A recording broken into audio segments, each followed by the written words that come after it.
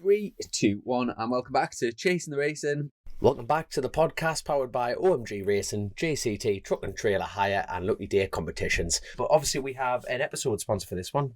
Josh, take it away, son. Yeah, so the episode sponsor this week is OMG Motorcycles. They've got a fantastic little dealership down in the beautiful village of Prestbury over in Macclesfield, so not too far from Alton Park.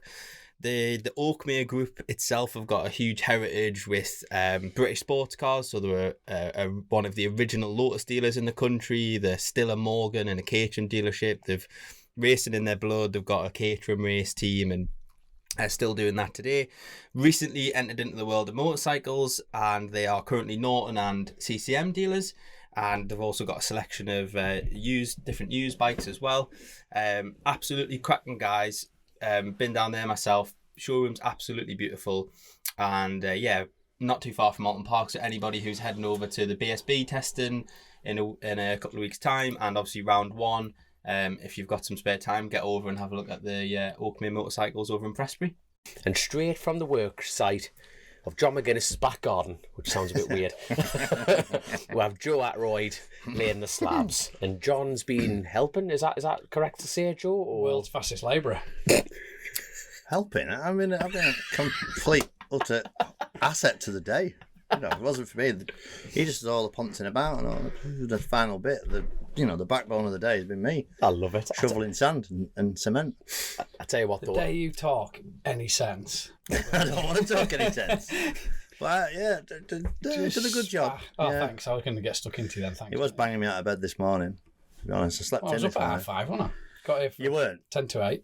There's no way you set off at 5:30. No, I didn't leave at 5:30. I got up at 5:30. Yeah, but you said you were setting off at 5:30. So I thought, I was going to get up, but I still. Anyway. Yeah, I did. I'm ringing doorbell. I had a very long day yesterday. I did a lot of laps of Cadwell yesterday. I have some respect. I'm 53. I did a lot of laps yesterday. Cadwell. But when it was ding dong, I thought, oh, Joe's here. I better get myself downstairs. Get some free labour, you know. Made you a coffee. Oh, fancy. 2 egg sandwiches, apparently. One. Oh, one. Sorry, mate. You've been robbed. One sandwich. We did fried bread in some overly expensive olive oil. You didn't like it, did you? Couldn't chew it. Not enough teeth.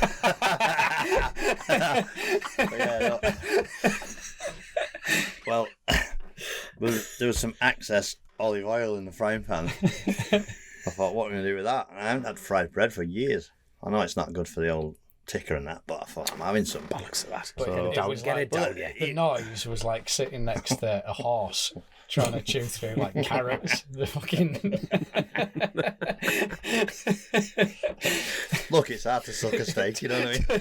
Took him about 40 minutes to eat an egg. It's hard to suck your food to death. Absolute wreck of a The old, it was on that soda bread though, wasn't it? It was shit in it. I don't like that. It's not soda. No, we've been bollocked enough times for calling it the wrong thing. What was it? It's soda, isn't it? Oh, it's soda bread. It's the other one. Sourdough.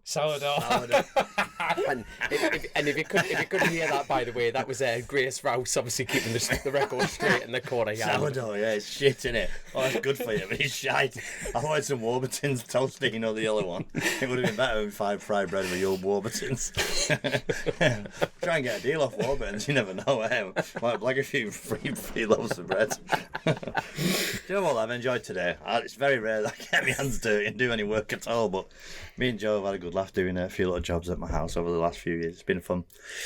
I tell you what, they use me thinking of like important questions, and obviously we've got a little bit of a rule in Chasin the Racin that you can't have the crack before the pre-crack. And I asked the most important question because John, yet again, thank you for coming on the show, because this is the TT Roads review that we do every year. So thank you very much. And it's a tradition now, isn't it? It is. I have failed to ask the most important question. How did you two, I make it sound like you've been married for years here, but how did you two actually meet? To be honest with you, if you're listening from the window, you do sound like a fucking couple of old gays shouting at each other. It was Australia, wasn't it? It was Australia. Yeah. Was it 2016? I thought it was a bit earlier than that. 15? Yeah, around that time, that Island Classic thing when there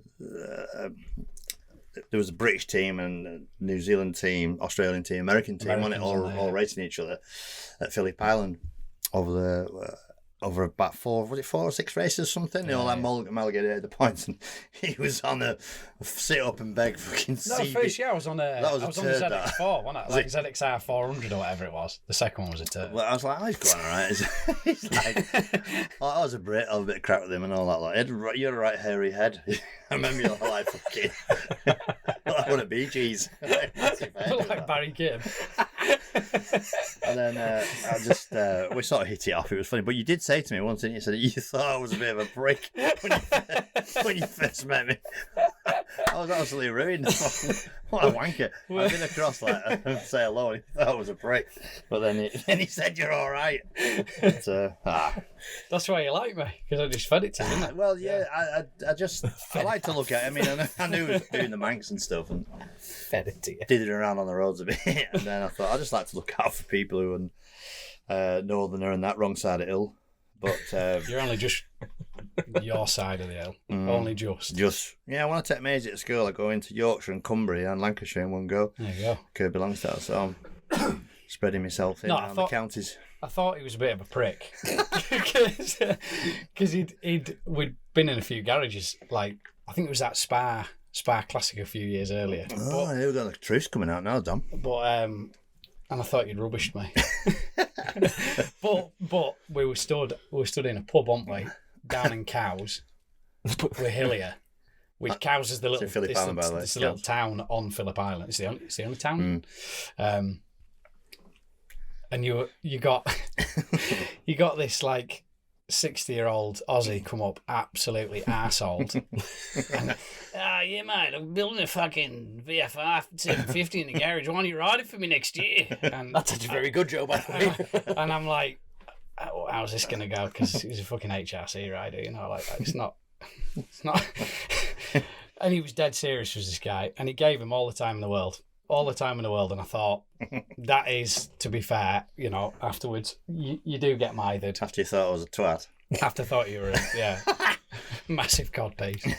And, I thought, credit where credit's due. I love the fans, though. You I don't like the tell fans. people to piss off. You give people the time of day, and you're polite to people. They are the most important people. There's a really. lot of people out there who'd have just gone, fuck off, mate, I'm not interested, you know, and you stood there and, fair play to you.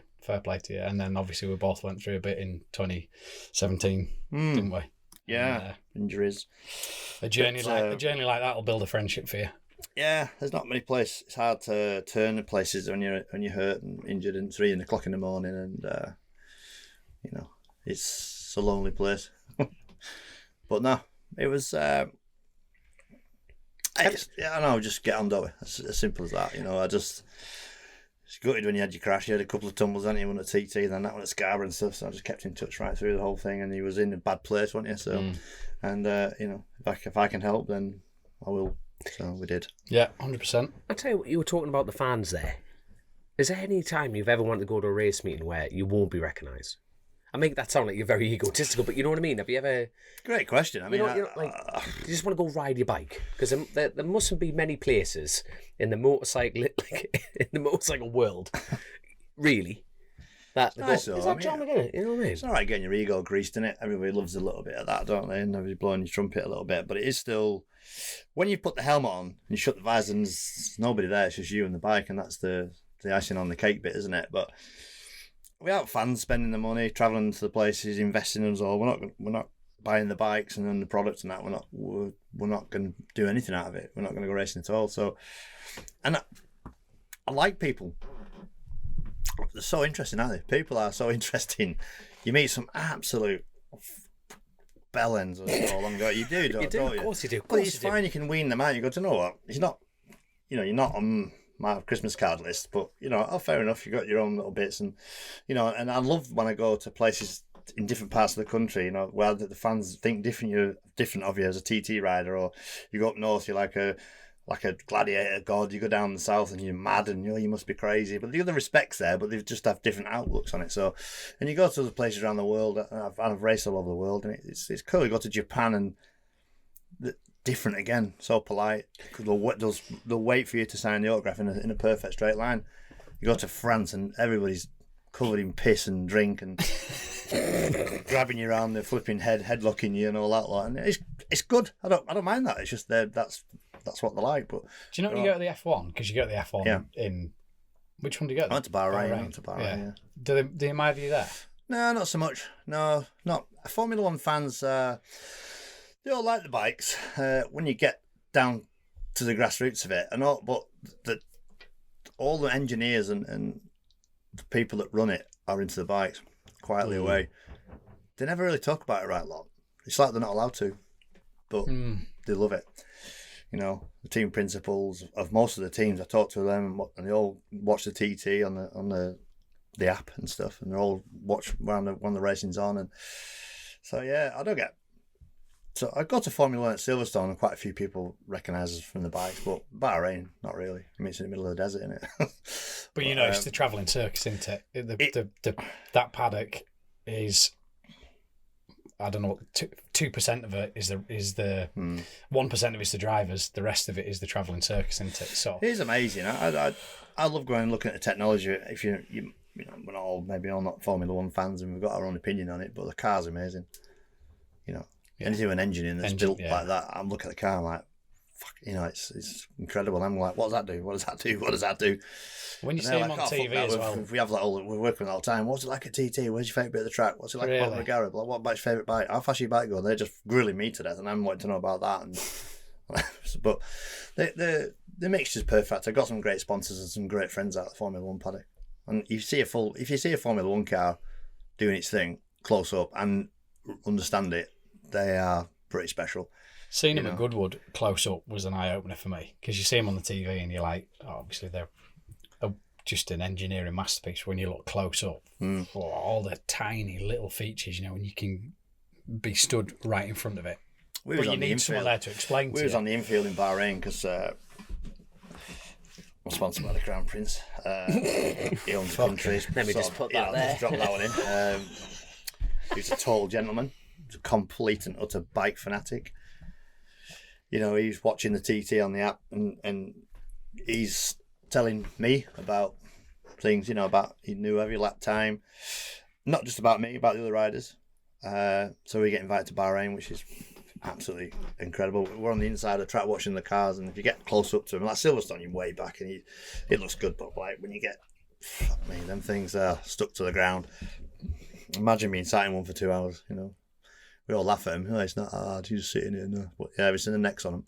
Yeah. Fucking necks are like fucking oak trees, aren't they? They're fit lads. Them lads. And big mates with Mark Webber and Dario Franchitti came to TT this year. Won Indianapolis 3 times. He's a big hitter. He loved it. His first time he'd been to TT with his brother Marino. So one of the other sponsors, Joe McCarr, got a new sponsor through the car world, and they'd never been to TT before. They were there this year. We're just like, fuck, you know. What did they make of it? Well, you can watch it as many times as you want, but you have to see it live. And it just goes inside you, doesn't it? The noise, the smell, the speed, the gasp, if you like. Do you agree? It's another level, isn't it? It's another level. Do you agree it looks worse watching it than it does when you're on it? I wouldn't say worse. It's more spectacular, I think. I mean, what... Yeah, to look at it, it just looks amazing live. I mean, I had no 600, but an odd time I jumped out of my leathers and whizzed off on my scooter to watch the racing. Myself, I'm a super fan, and I always will be. Even when I pack in, I won't get shitty about it. And go, fucking, you know, I'm not going back there. It's, you know, I still love watching it, and you know, I went down to the garden over Agos Leap and it was unreal. I stood with Dario and Marino and Chris Harris came, went down there with them. He's addicted to it now, Chris Harris. Is he? Yes, I think. I mean, super posh, and he's got lots of posh words, way more posh than what I say. But I'm saying it's good and it's fast, and he calls it extraordinary and all sorts of like, you know, he gets all these fancy school words that he's well educated in. So, but it's I did one of their podcasts as well with Chris Harris, yeah, and the other 3 boys. And how have you got to know him? Well, we did. Top Gear wanted 3 trucks for the presenters to drive, And I had a truck, a Scania, but I didn't have my licence. So they said they wanted to borrow it for Paddy McGuinness to drive. And I was like, no problem, you can have my truck. Just put me through my test with the presenters. So I went through my test with the presenters in Carlisle. Had a week with them. What a good laugh. Proper good crowd. Piss funny all the time. Just Freddie was like, how he passed his test, I'll never know. He had the fucking Arctic on a roundabout at some point. But Paddy was super, like he loved it. He studied, because there was loads of, you have to do the CPC, so there's all of the theory side of it, and he just breezed through it. And I mean, I did, to be honest, but I'm autistic. Well, we all have something. We've got issues. I mean, if I'm invested in it, I'm in. So I wanted my class 1, so I read and studied, and I got through it first time. But I went to go for my 360 digger license, the whatever they call it. I failed it, excavator thing. I failed the theory. I went 5 times and failed it.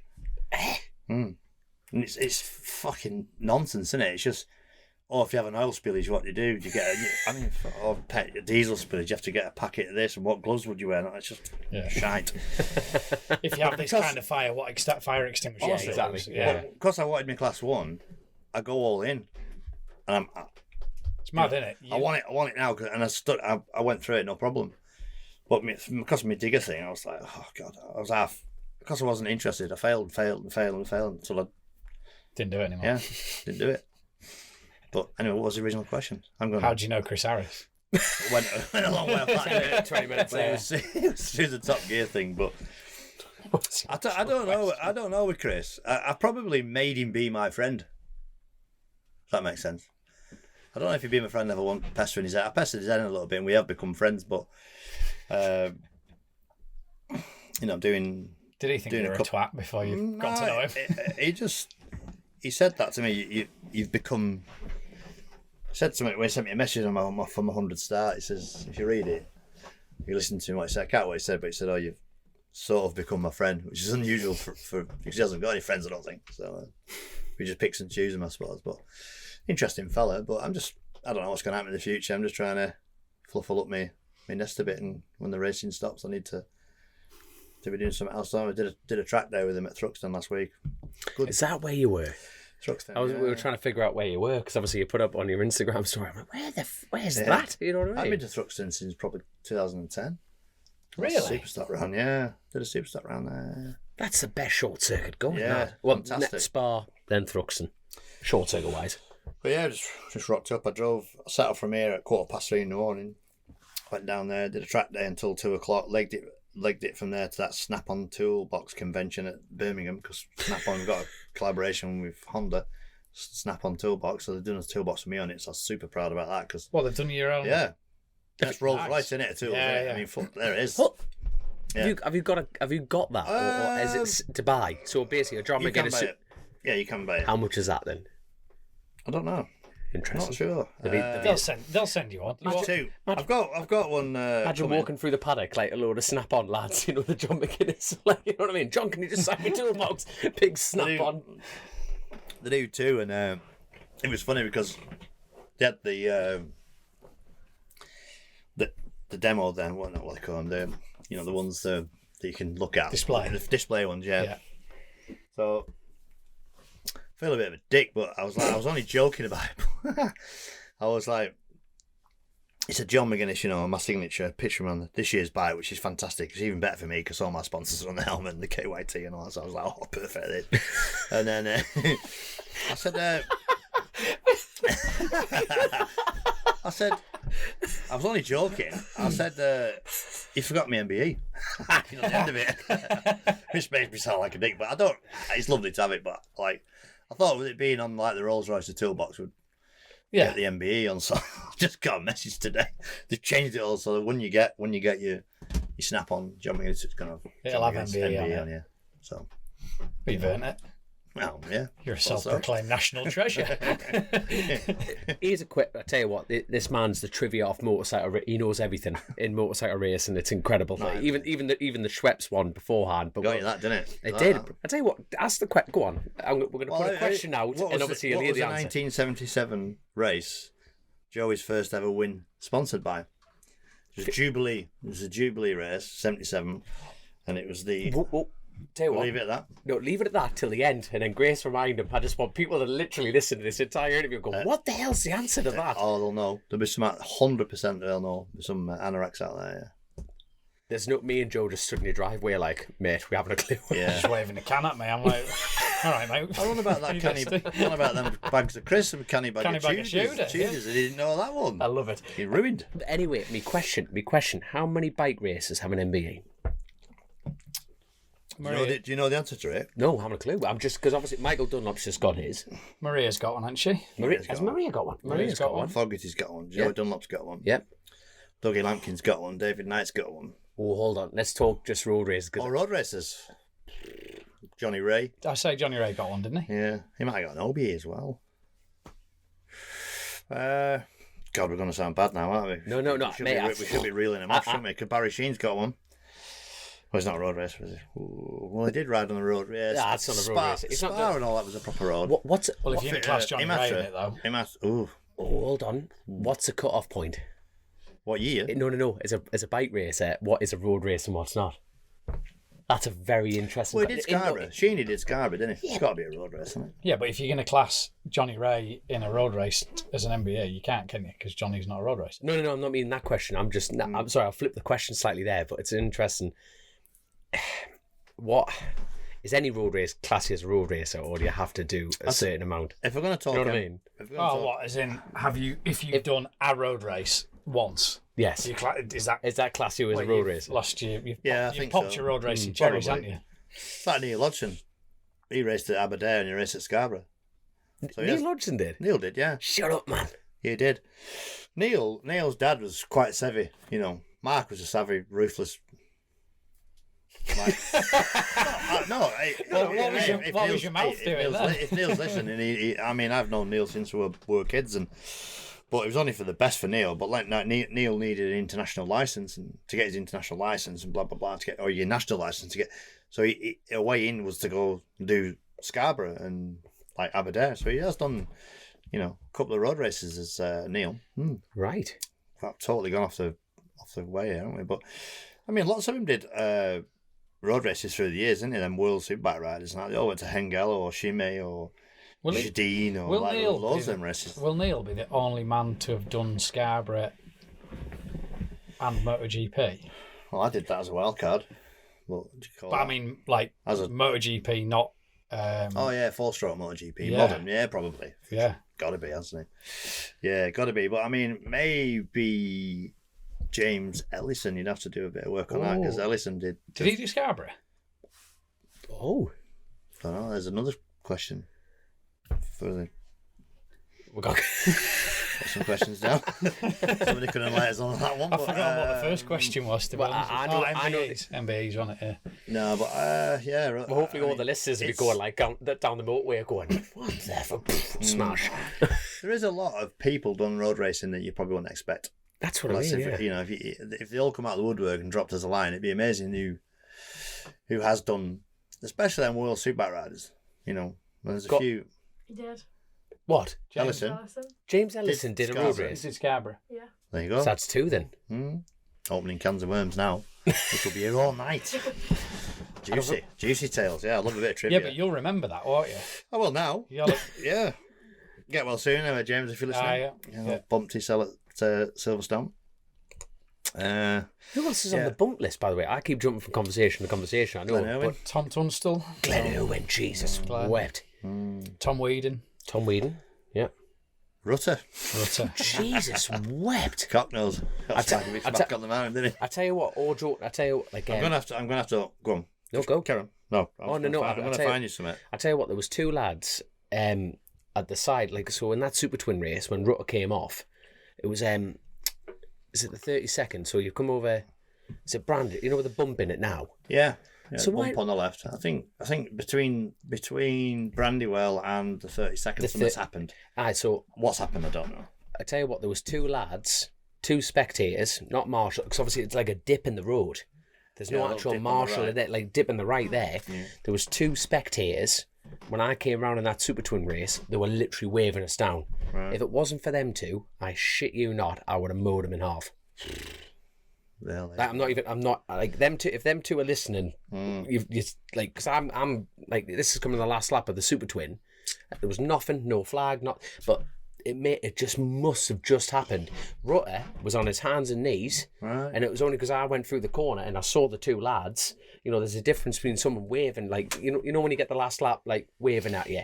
These lads were going, like... What, they jumped over the fence and were down the bank? No, they're on the top, on the top of the banking. So they did, like, they stayed on the side of the track. But I tell you what, I went, like, I'm going, what the hell are they doing? Obviously, negative throttle. And I need to clip the banking on the left. If he's on his hands and knees, he'll be looking for a quid or something. No, I know we're taking But the piss, bike- but he will laugh. But But the bike wasn't there. yeah, Like- like bounced off the road maybe somewhere. Because the bike went up, like, it wasn't up on the top of the hill because them lads were still standing there. You know, where the bike ran in, it must have bounced off the I mean, hill was it- and jumped in. Was he 5 laps from retirement? Was that going to be his last one? Was he? I don't know. Well, he didn't do the big bike races. No, I didn't. I mean, was that going to be his last TT race? It's a shitty way to do it, and he's going to have to come back and have another do, isn't he? But saying that, it'd be the classic one, see? Manx classic thing. Do you reckon? Because we're not far off Oh, that. well, it would have been. It would have been. It would have been. Yeah. Yeah. Sorry, I started It would have been, yeah. But let's him, like, you know what I mean? Because he's a good old stalwart, and old Michael knows his way around. I was just gutted on it. When was his first TT? 94. And yours Definitely was... 94. Mine were 96. But his first TT was on an RC45 for Med Wow. when Robert Dunlop's wheel collapsed. So that's that same year. Yeah. So, but I remember I was at Kerramore. I was there watching. I'll have been 20. Wouldn't it be 22 or 3. Rutter. Sonny boy in it, that. To be fucking wrestling on an RC45. And they were horrendous. Were they? Yeah, horrendous. I was at Kerramore and he just disappeared out of sight with it locked to lock, with orange jacket flapping at the back. And he's like, locked to lock with his legs hanging off the pegs. I thought, that doesn't look much fun. I spoke to him after, said it was terrific. Terrific thing to ride. But yeah, 94 was his first. Then he was on the McCulloch thing, wasn't he? I might have been on the V&M RC45 and it blew up, didn't it, going into, on the last lap, he leading that race. It fell off at Signpost Corner. Famous picture of him coming around Stella Maris, all just... Not crank the motor, sorry. Yeah. Crank the motor's all smoke coming out of it. Then he lost the front going into Signpost Corner. With On the last lap? Yeah, with leading, yeah. Yeah, he did. That was 95. 95, and he was on Ducati, I think, 96. McCulloch Ducati. Yeah, he's done a lot, hasn't he? Yeah. Michael's done a lot of races. Sad to see. It is. Bad way to end Yeah, the job, that. I mean, lucky. And he's had some surgery on his back. I was trying to find a picture. I've never seen a hairiest ass as Michael Rutter's in my life. It is hanging. We're going to have to get Rutter on so he can give Yeah, he can give me 10 tons. No problem. I'm happy about that. No worries. But try to think who sent me the picture. We was Well, you know the gowns you got on, you put them that way, don't you? Your ass is hanging out the back. So he's just got this hairy ring face. and down his legs. I'm like, oh, that's disgusting, that. I mean, it's nothing worse than a hairy dirt hole, is there? I mean, I don't have any hairs on my body. I don't. I'm just weird. I don't have a hairy ass at all, but he does. They need to do like a case study on him. This is fucking not normal. I know, I don't sweat or anything. I'm odd. Don't drink anything. No, I We don't. say this every time. Got issues. Drank like half a pint of water all day. I'm like, Yeah, here it is. Look. Oh my god! Look at that. I probably shouldn't show that. That's bad, isn't it? With the cameras this way, don't worry. But like, look at, he's had a bit of and there's Cecilia, his daughter, and she's smiling. But yeah, fair play. Hey, great bloke. We all take piss, but me and him along our careers have gone little different directions, and he's gone and done other things, and we've come back to the same bit. You know, we're what age? pair of flipping silly old. What age is he still to racing you? bikes? We're Oh, 2 days apart. So Is he's it? 2 days younger than me. He's 18th of April. I'm 16th, 72. So gone full circle. Yeah. We both super teens together. Started. He did start a little bit early. Me. We did super teens in 91 together. He was on an RGV 250. I was on a K1S. Merrydown, sponsored, green. Never forget it. Number 26. Old helmet. MR instead of it. TR like 20. Yeah. Mega. Yeah, I remember him. He was good. We Still is good. were sat in a trailer at Brands Hatch about 4 years ago, and Rutter came in, and the two of them were just sat there looking like a couple of wizened old bastards. Miserable. And he just sits there and fucking hell, Blade, we're getting old, aren't we? That was 21, wasn't it? That Yeah, it will have been, COVID yeah. year job with Ducati. Yeah, it Cup. was, yeah. Yeah. Yeah, but I mean, you know, 4 years on, still going at it. Hey, 4 years on, though, you're still going at it. Still going at it. Still Yeah. as strong as ever. Yeah, still going. Not going backwards. We're not. I don't say we're pulling trees up anymore, but we're definitely holding me on. Holding me on. Do you ever chat to each other and say, why do we still do it? No. He's been quite nice to me over the last couple of years, you know. Yeah, but you two are known famously for like dishing portions out each other for the crack. No, in sheer utter crack. You know what I mean? You know, I'm impressed. He said, I saw you. I was still on the pit wall at Open Park. You were fast into turn one. And he's never really been like that. He's never really been like that with me. So, and he says, you know, you're all right. You've kept riding. You've kept going. I'm you know, it's good to see. It's good to see. You know what I mean? So he's really positive about it. And Do you think that's because the rivalry's changed a little bit? It's Probably, gone from being... Well, we can't win, can we, anymore? You know, we're both ride around safely. But on your Alton point, you went faster this year than you've ever been round Alton. And Donington. I did. Yeah, I did go faster, yeah. And to be fair, we... Both tests. Me and Ewan, to be fair, the Honda... I did my Spanish test, which was great, but there was no options for the two... BSB tests, and the easiest thing is to sit on your ass, isn't it, and do nothing. But you know, me and Ewan put I bought one of my bikes, my Superstock bikes, back from my collection. So, and it's a great bike. It's done a couple of TTs and that, and then I says, right, well, you know, fuck it, we'll drag that out and change oil on it and give it a spanner check, and we threw it in my van and we went and did it.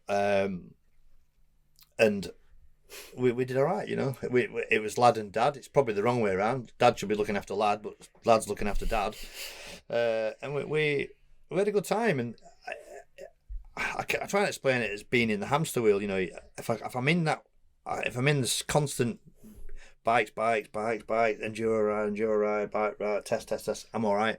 My head's in gear. You know what I mean? I can judge myself, my fitness on it and everything, where I am. So if I hadn't have gone, I'd have been not sulking, but I'd be worried because the big events are coming up and I have to be strong and fit for them big events. So that's why I did it. And actually, we put some new tyres on. I had a bit of a deep breath, and Ewan's looking at my sectors, and he's got every single thing down, everything. You know, his ideals, this, that, but you should just do a little bit. So I took it all on Bosch. We did go into 37s or something around Alton. Just not hanging about. And then I thought, you know what, I'm all right, I'm good. You know, my head's right for the Northwest, and we went to, and it just goes on as a yearly thing.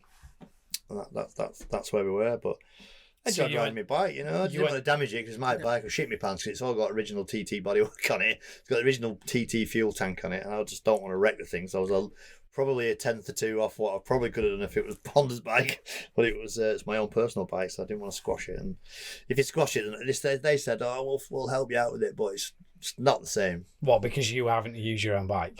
No, I didn't want to damage it. You know, they said, "Oh, well, they'll underwrite any crash damage for it and all that," but it's got my original TT bodywork on it, so I didn't want to. With the stone chips on, it's real patina, so I didn't want to wreck it as well. Yeah, but even so, to still put in a personal best. Everybody's fast. Everybody's faster. They're all.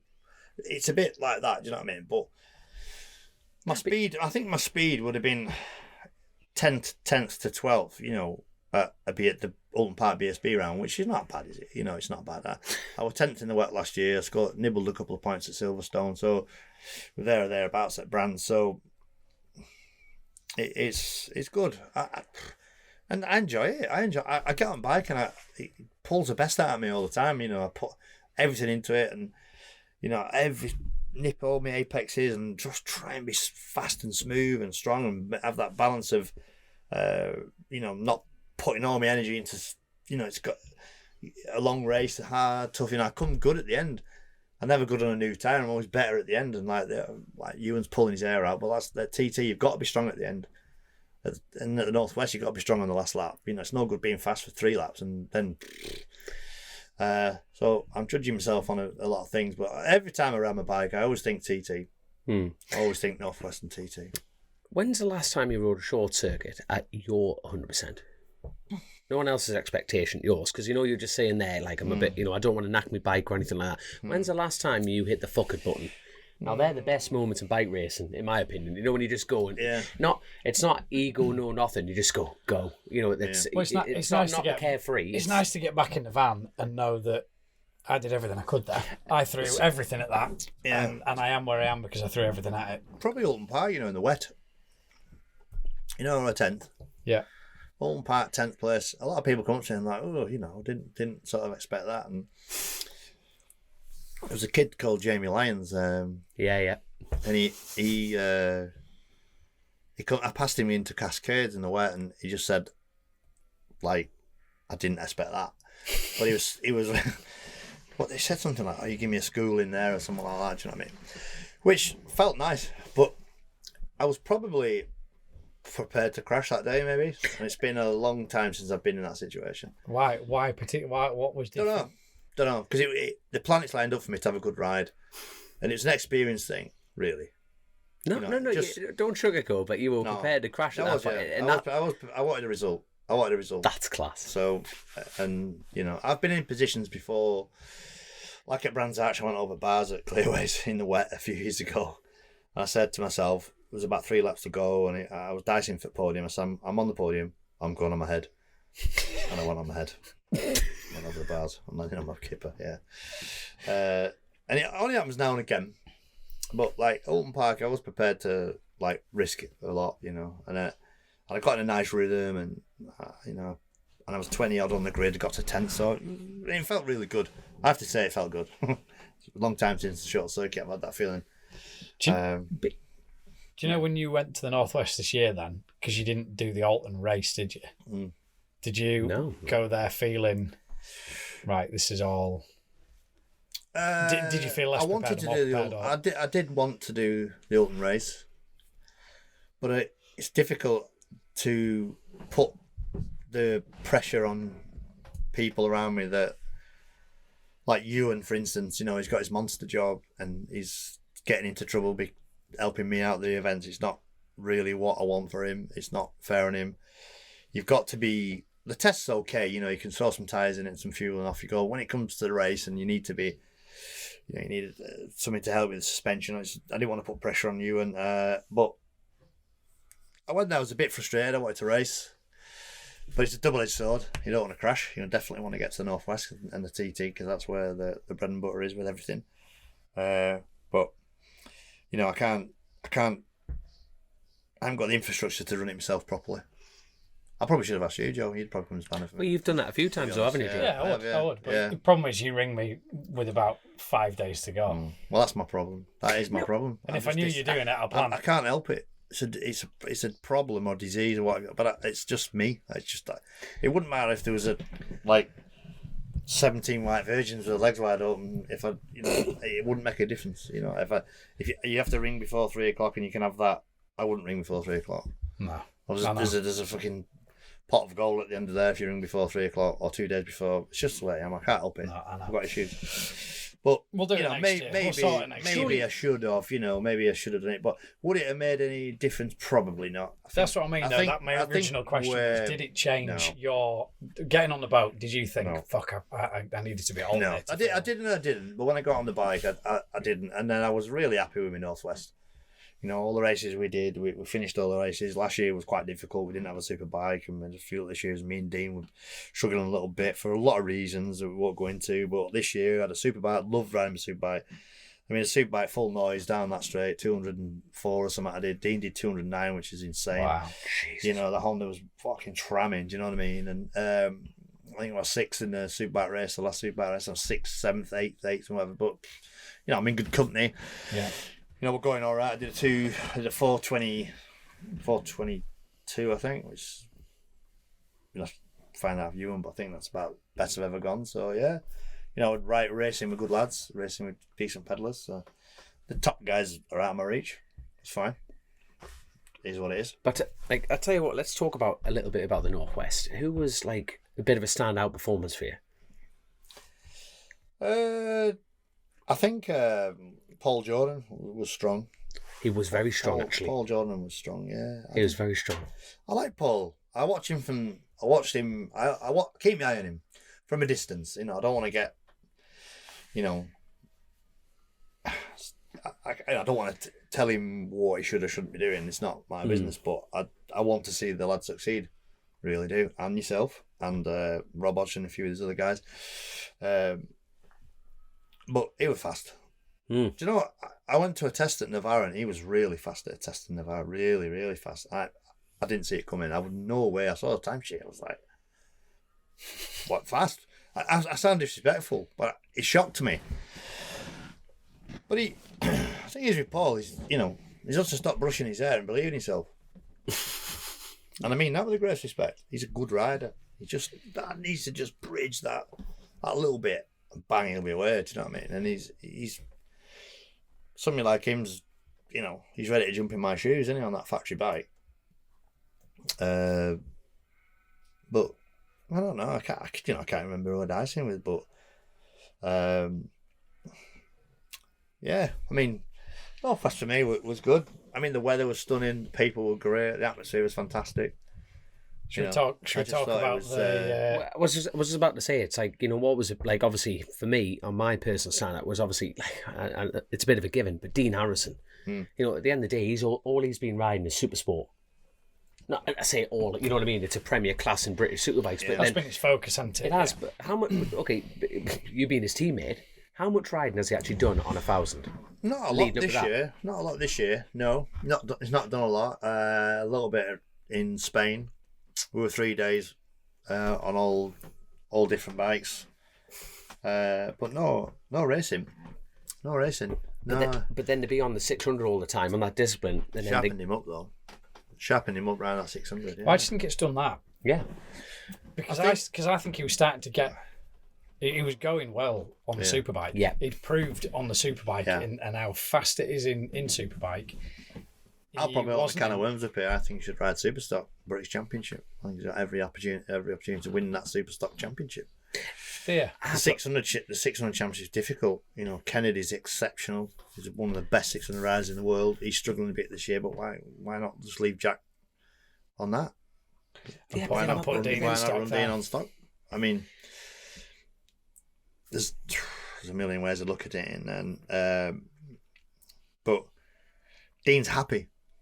Dean's happy riding the Supersport bike. I did it in 07. I finished sixth in the Supersport British Championship in 07 on the Padgett bike and still won TTs and had a strong year.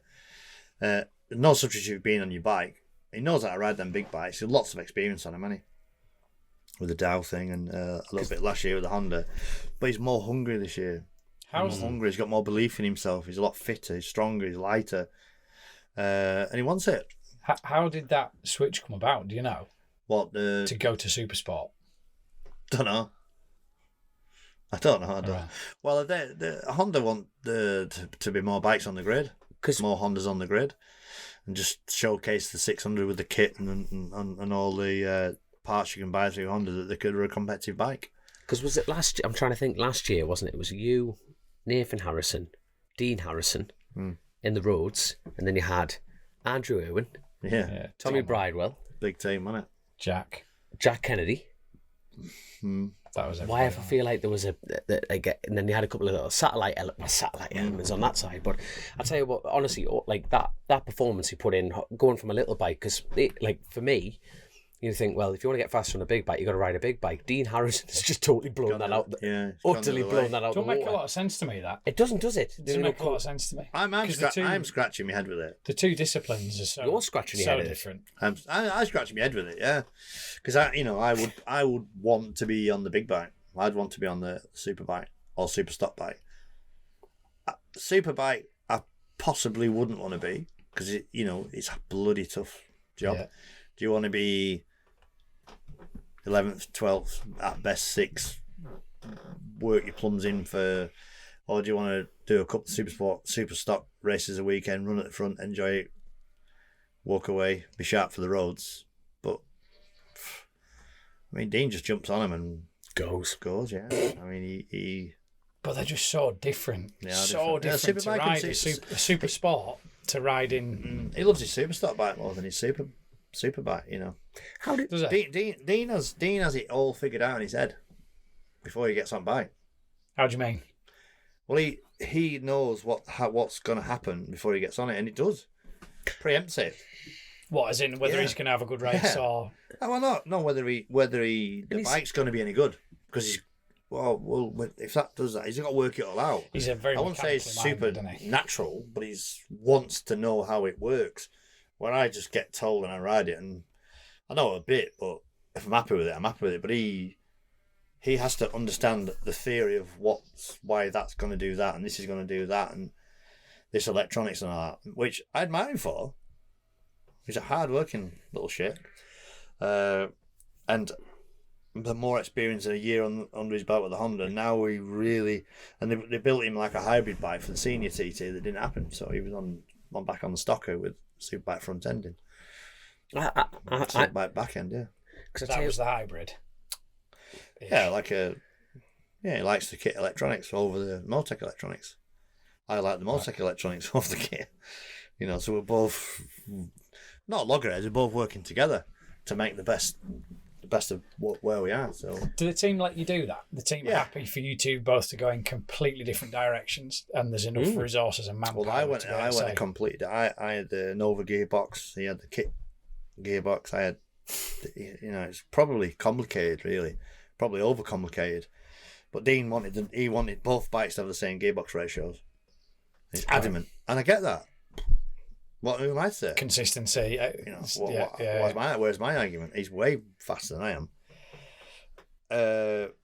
And they listen to him, and they've done it, which is great. Was there any pressure for you to follow it or not? Well, I had a little gearbox issue, so I went back. I had to go back to the kit one. Yeah, so the stronger box is the kit box.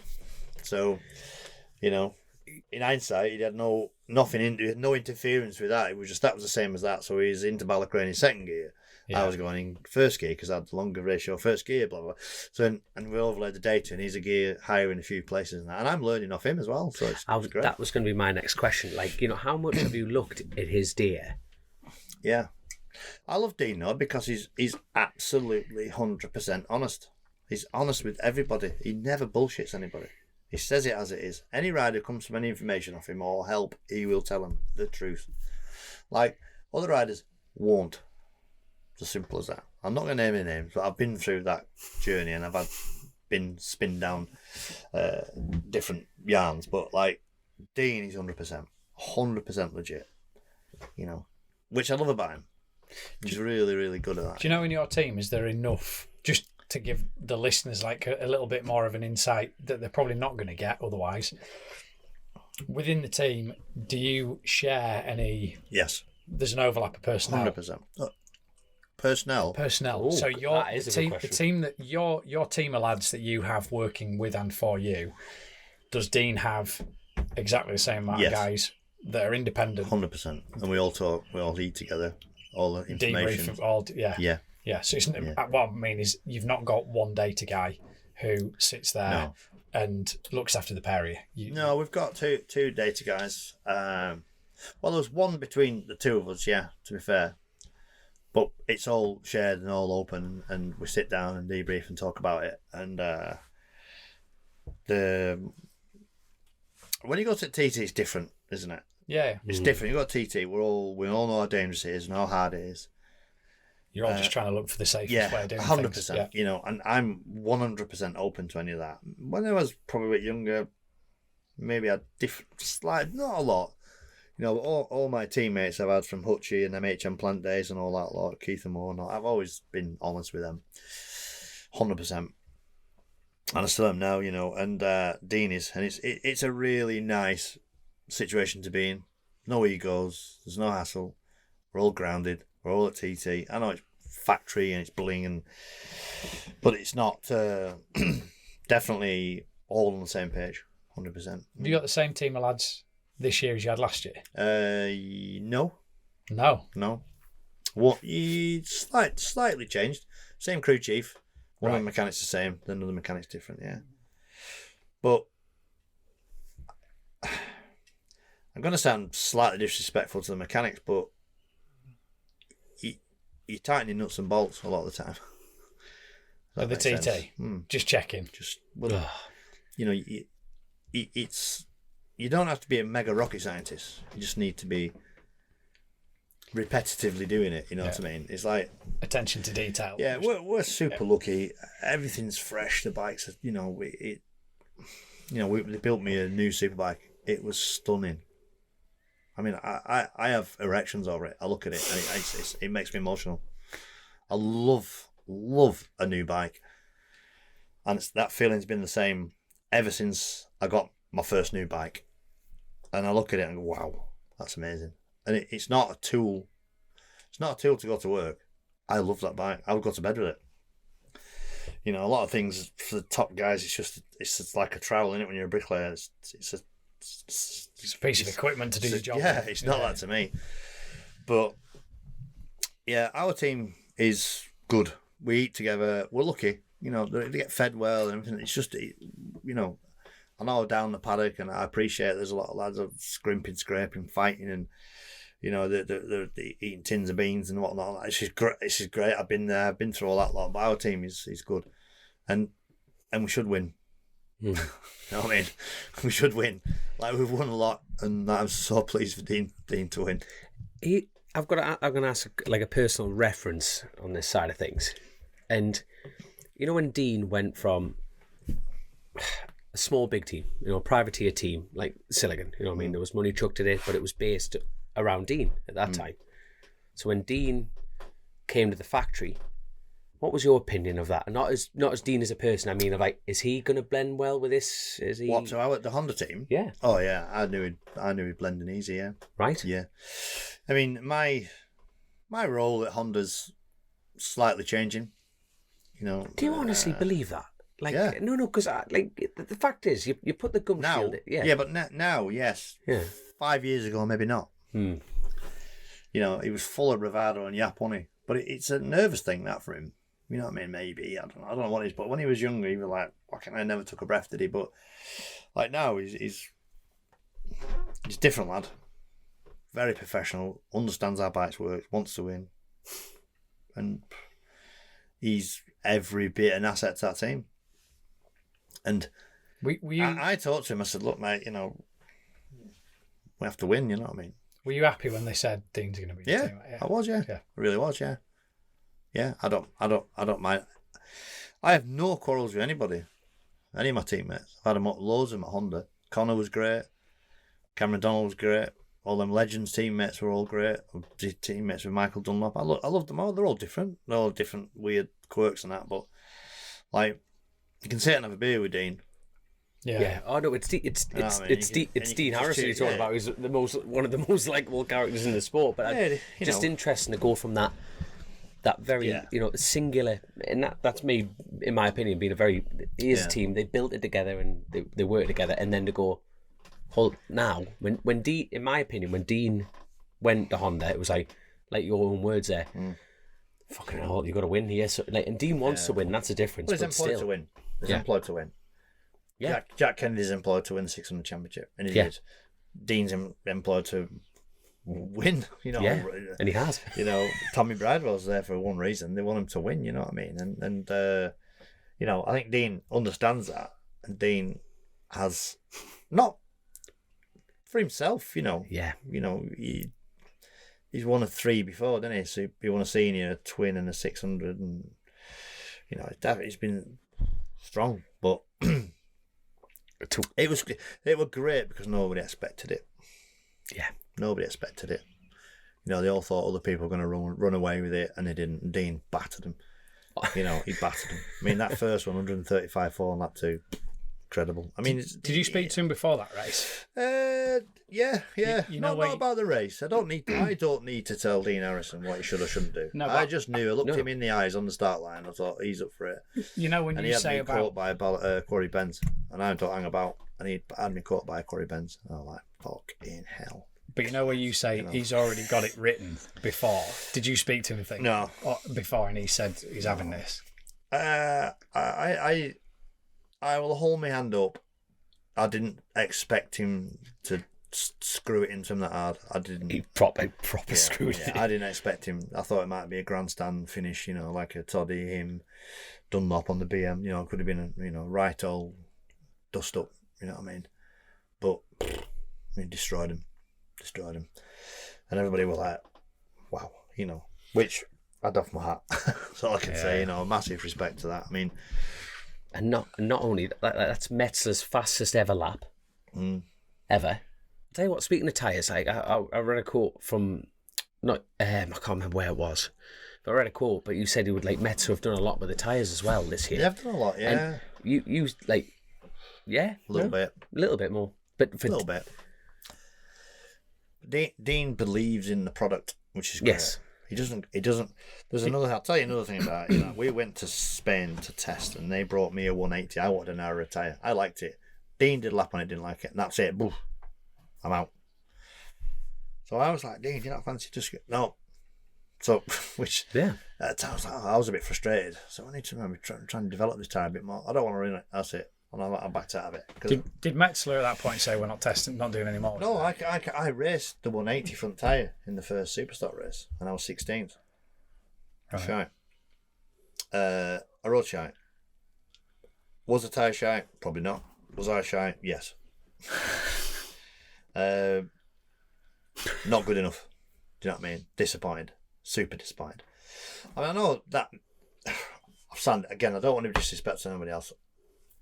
You were in the blah blah blah. We're all going fast. All that middle, that second tier now is the depth of the second tier is 10 of us in. There's loads of us now. Jim Hine, yourself, me, Hillier, Mike Brown. They're all there. There's loads of them. I was like, Connor. foot me. I'm Hutchie, like, yeah. I remember Pitbull P14. I thought, I'm out. I'm sacked here. I'm done. And second Superstock race, I went back to the Metz tyre story. I went back to 200 and the compound that we all like, and I finished 8th, which did over 130 on, which good pit stop Bosch. That's where I need to be.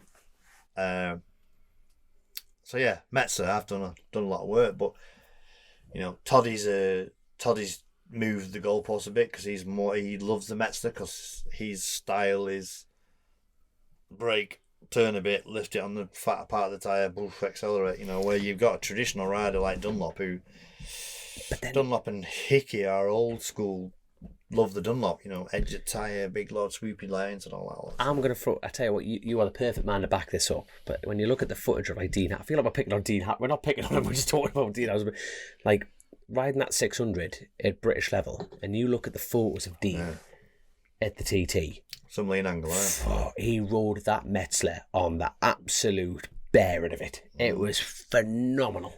He was riding that stock 1000 and the big bike for that fact like a 600. It was phenomenal. But he has a great feeling for motorcycle. He knows the limits. And he got that Honda round. Like he said, I looked at him after the race. I said, "Well done, mate." He said, "I couldn't have done anything else. I couldn't have done any more." Class. Dunlop on the Ducati. There was pros, there was cons. I think it was fast. Did it handle as good as Honda? No. Was it fast in Honda? Yes. Everybody's got their own opinions on it. He's played to the rules.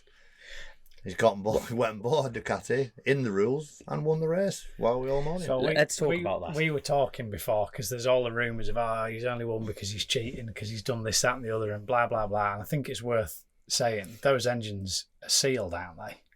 But no, how does that work now? They're not sealed. The engines get sealed after the first race one. After race the top one, 6 get the sealed. The scrutineers go and put a little sticker across the engine cases, so you can't start tampering with the engine. But TT wise, the super sports have to get checked. You know, so Frank, Only the Frank electronically though, isn't it? Electronically. They only put the thing in, don't they? Make sure it's got the right mapping. Yeah, The 100%. all the fuel, the throttle bodies can open so much, can't they? That whatever ECU they have in them, but let's talk. Like there was a lot of like, you know what? Let's talk a little bit about the Ducati because, like, no, he did. Am I right in saying he went only marginally quicker than what he did on his R6? so, he did, yeah. 130 points something, didn't he? Aye, but he Shit did that. conditions though. But he did that on that, and then the second Supersport race he did a 127. Now on the R6 he did the exact same lap time, but I tell you what, let's take a little trip in history here. Last year, no one batted an eyelid when Davey Todd rode it. We weren't sitting here last year. No, But no. Then you put he didn't win on it, did he? He didn't win on it. No, but that's my point. Well, But then people they have- put Michael Dunlop on the thing, and everyone's going fucking hell. Yeah, but look at Michael riding that pan. Oh, I mean, he rode it incredible, mate, there was nothing sticking out. unbelievable. He just rode it miles better than anybody else. Todd is great. He's not a small bike rider at the minute. He needs to learn how to ride a small bike. He wasn't brought up on small bikes. No. You know, Dunlop was. You know, Two-stroke. Todd has got the elbows out a little bit. He's Yeah. riding it fast. Clive's got to learn to understand the motorcycle. I spoke to Clive last week. I said, "Oh, what you on with now, Clive?" I said, "I bet you got the engine out of that pattern, haven't you? And it's off to there." And he said, "How do you know?" Because I know what it's like. He will hate getting beaten. 100%. But the man, like But at the end of the day, Michael's phenomenal on that pattern, and he goes under the radar because it's a small bike race, and he won the race. And Michael's nonchalant on the podium, wasn't he? That's another one. Get me down. I mean, most people would be like jumping, fucking hell, but it's the norm, isn't it? I bet I'd swap a few of them for a senior win. But that Ducati, it looked a pig to me. Didn't look the most best handling thing in the world to me, but he rode it, he just gripped it. He grabbed that by the horns and made it win. And, why is everybody having a go at him? Because he's got one of them. I mean, he went to Daytona. He went to Jerez to test with the World Superbike team, put his money down, bought it. I mean, did some fucking hell. Commend the fella for Do you that think thing. some of this is all started with the Northwest. controversy at the Northwest? Do you think they've like to, let's amp the job up and make a bit of a pantomime out of it? Everybody's got a comment about it, haven't they? Everybody's got their theory about it. About the Northwest. The Northwest, they all went through that chicane. He rode up the pavement, didn't stop. Oh no. All going about the Ducati, so the Ducati. build-ups. Which one? I kind of either way, we need to talk about both of them. Yeah, we do need to talk about both of them because it's. We do need to talk about We both of want your opinion on it. What's my opinion on the BMW across the chicane thing? Yeah, Yeah. He should have won the race. Michael should have won the race. Yeah, I do. Because he just rode the best. Didn't get an advantage of it. He did a 4 minutes 19. Fastest lap of the meeting. I don't know. He went straight on at fucking Metropole as well, didn't he? Yeah. I mean, something he's doing about them chicanes. What he's doing, I don't know. I hate to get involved in conflict like that, me. Yeah. I got up to third. I thought, hey, we're in here. And I got a tail bit of a push into that Macro Boy chicane. And I come towards that chicane and I went, nobody goes into the recce. Where are you supposed to go? I'm coming at it at fucking warp speed. Where do I go? And I just went, left. I didn't, and it just a wall of bales. I went, poof, poof. And then I went and stopped outside the stop box, but I put my foot down. But I didn't necessarily stop to just half-heartedly bosh out the stop box. I should have got a 10-second penalty. But that went under the radar. So it's not policed, is it? Properly. I don't know. Well, I mean, Michael went up the curb, didn't he? Rode off the curb and carried on. And that was his argument. Was he said, "I haven't left the track. I had nowhere to go. All I could do was go up the curb." That's what he said, wasn't it? Yeah. Not trying to put you in an awkward position. I just think he rode stunning in that race. He did 4:19, he wouldn't race. What do with them chicanes? Do we take them out? I don't know. Take them out, you look over your shoulder and you go, I'll drop back a second or something like that. I mean, it's just nonsense, them chicanes. Fucking bales and cones and shit everywhere. It just looks crap. Yeah. I mean, that Mathers cross chicane, he wants somebody to invest some money and go into that field and build a proper chicane. A natural turn. Have a proper chicane, have a grandstand in the field, charge money, sell it, have a sponsor to buy it or whatever, sponsor it all up and that, and have it as a proper thing. It'd be great. Amphitheatre thing come in and out, wouldn't it? An actual corner. There's obviously Make a corner rather than there'd be- chicane. Yeah, like a proper, chicane. Like a natural. Yeah, I agree. Yeah, I mean, they're just causing hassle, aren't they? They're just causing problems on a great event. We're talking about some of the we're not really that bothered about, are we? But there's millions of ways to look at it. But it was. But that's what I'm saying. It's just a bad talking point. Have isn't it? things started with that, and then they've created the pantomime Yeah. problem that, and now, like you say, they're all getting stuck into them. I don't know. I don't know. I don't know. Have they got a magic power button? That's we've had all sorts, haven't we? Yeah. We've had fucking buttons down your leathers. We've had fucking laser beams coming out of his ass. I don't know. I haven't a clue. I mean, good luck to him. So that's brilliant. Well, that's only. I mean, the amount of people are. Why can't you point the fucker Oh at yeah, me? That's all I'm asking. yeah. You know what I mean? We've got a magic fucking turbo button. I mean, I don't know how they work. I mean, I don't even know I mean, that's one thing for me. I try not to get too involved in all the rules and regulations. I get off my bike, I walk away, and like Honda just do all the dynoing and all the bits that they need to do for. But it just takes away from it. The meeting was great. It was a fantastic meeting, wasn't it? I thought it was. I really enjoyed the Northwest. I did. A lot of people like it, don't like it. They've all got their own opinions.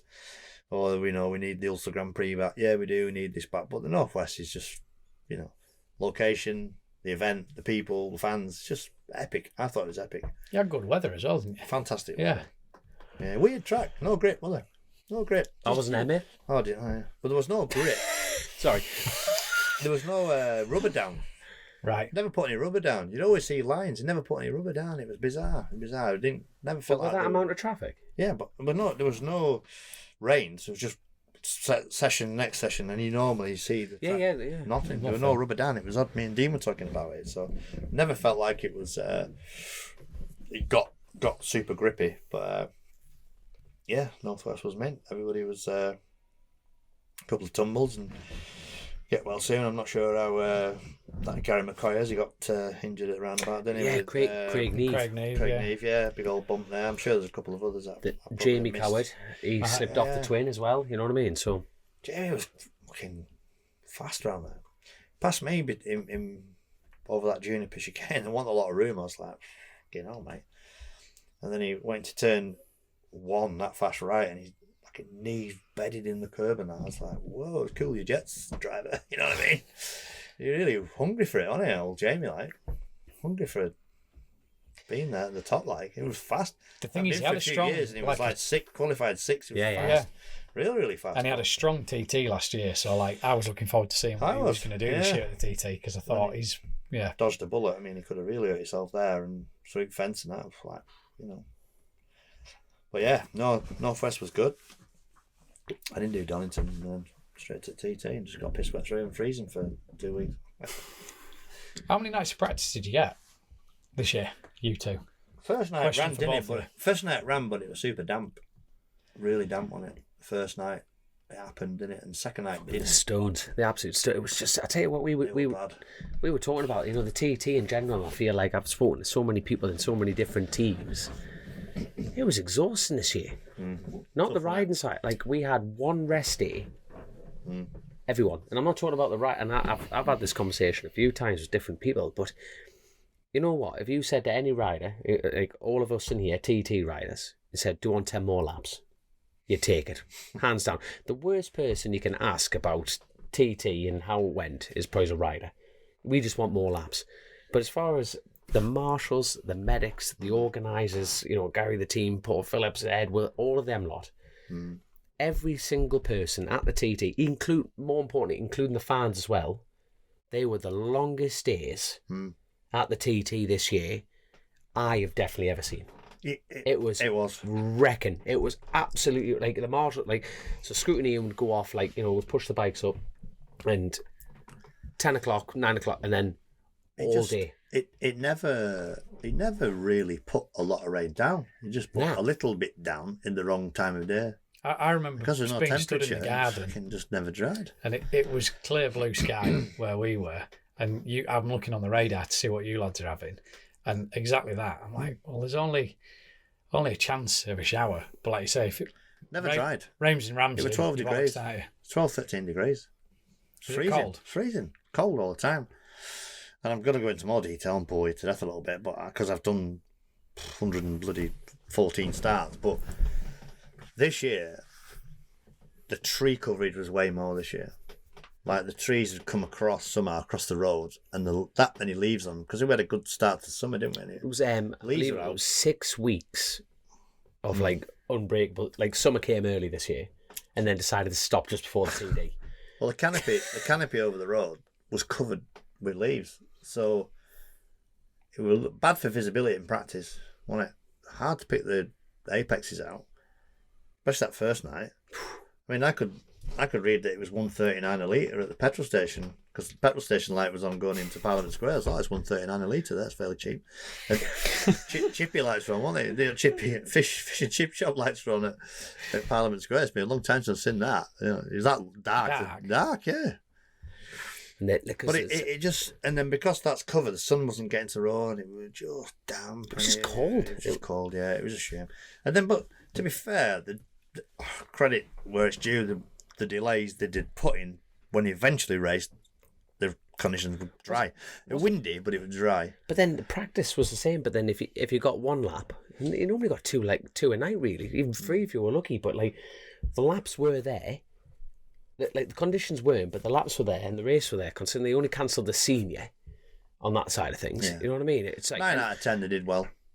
I think they did well to get 9 out of 10 races in. It's just a shame they lost the blue ribbon race, but. I mean, to get nine out of the 10 with the week we had, or the fortnight we had, I thought they did all right. And like you say, hanging around all day, it's just mind twisting, isn't it? It was like mind blowing. It's horrible. There's people I know that aren't going back. Yeah, and that's not a thing. Spectators or no, riders. Right? No, not riders. Mechanics.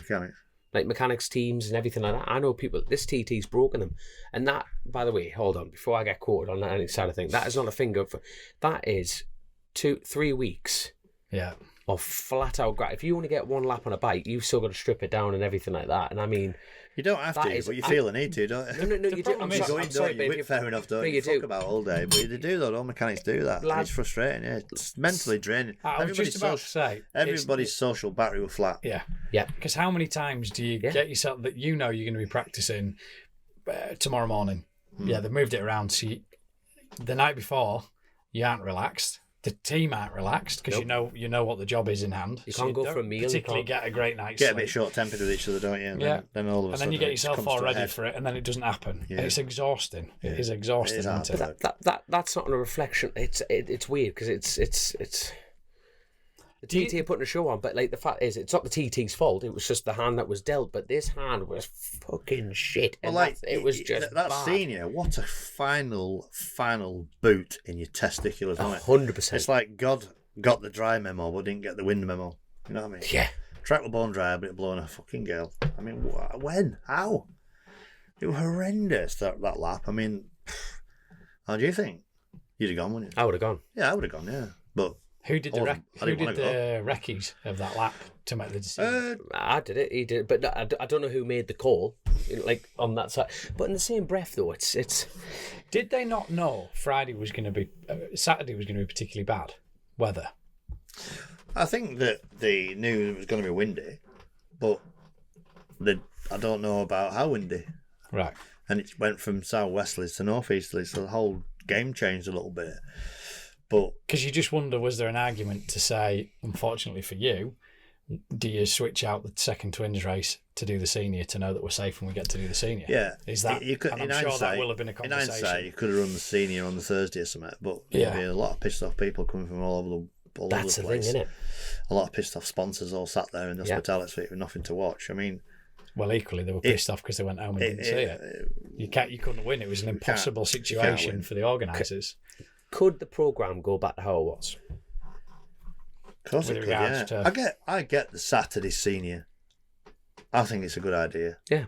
It gets people in for that second weekend, but the constant riding is tough. It used to be ride Saturday, off Sunday, ride Monday, off Tuesday, ride Wednesday, off Thursday, ride Friday.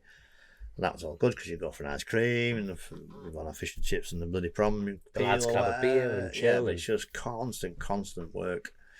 And that is That's tough. But if it goes to plan and it's all tickety-boo, it's not too bad, is it? I mean, Exactly. 2022 was sick of riding. Yeah. I was Scorching. knackered. I was knackered in practice. Do we have to go out? Fuck me. Everybody were knackered. And that works in wrong at times, you know. That 18 was unbelievably hot, wasn't it? But there's an argument for everything, isn't there, I think? Yeah, 100%. I mean, you know, you're going to get kicked in knackers whatever way you decide. Everybody's a fucking clerk of the course when they're not stood in the control tower. Oh, we should have run it this morning. Should have run it on Sunday. Oh no, the keyboard Karens get pissed off because I feel like our main point was, it's incredible what they got. Yeah. One cancelled race. Yeah. It's Yeah, incredible, they but did- it was they did well. it was hard on Everybody, I mean, Yeah. people watching it on TT live. It was hard for them. It was just hard. It's not it's not degrading the event, but this year was just fucking hard. Nobody's got a crystal ball. Nah. The amount of people ask me, "Do you reckon race will go today?" And I'm like thinking, I haven't got an answer for him. Even though I've raced there donkey's years, I'm like, I've no idea, and I genuinely didn't have a clue. Had anything else? I think it was that to stop it on that night. I mean, to run it on the Sunday, I don't know what options there were. I don't know, but like, we shouldn't be racing superbikes at 8 o'clock at night. No. After hanging around all day, it's not right. I don't think. I mean, saying that, you do 24-hour endurance race, don't you? You don't stop. I've done loads of them. They just go around and around all night. But I don't know. But that lap in practice, that sighting lap, I thought my swing arm bolt had forgotten to be tightened up or something. The fucking thing was all over the road. I was like, I've never ridden a bike like this as bad as that. Talk to us just about that like- moment that they caught on camera. Oh yeah, Braille one, yeah. And the one who got Just bollocked after up. Agos, wasn't it? I think it's blown out. It's probably blown out of proportion. You two have been around there and you know what it's like. But we changed the offset and changed the link in the rear because the Honda bikes can always get better. You know, we all try and make them better. Me and Dean were working on a lot of things trying to make them better. I made it worse, but I did.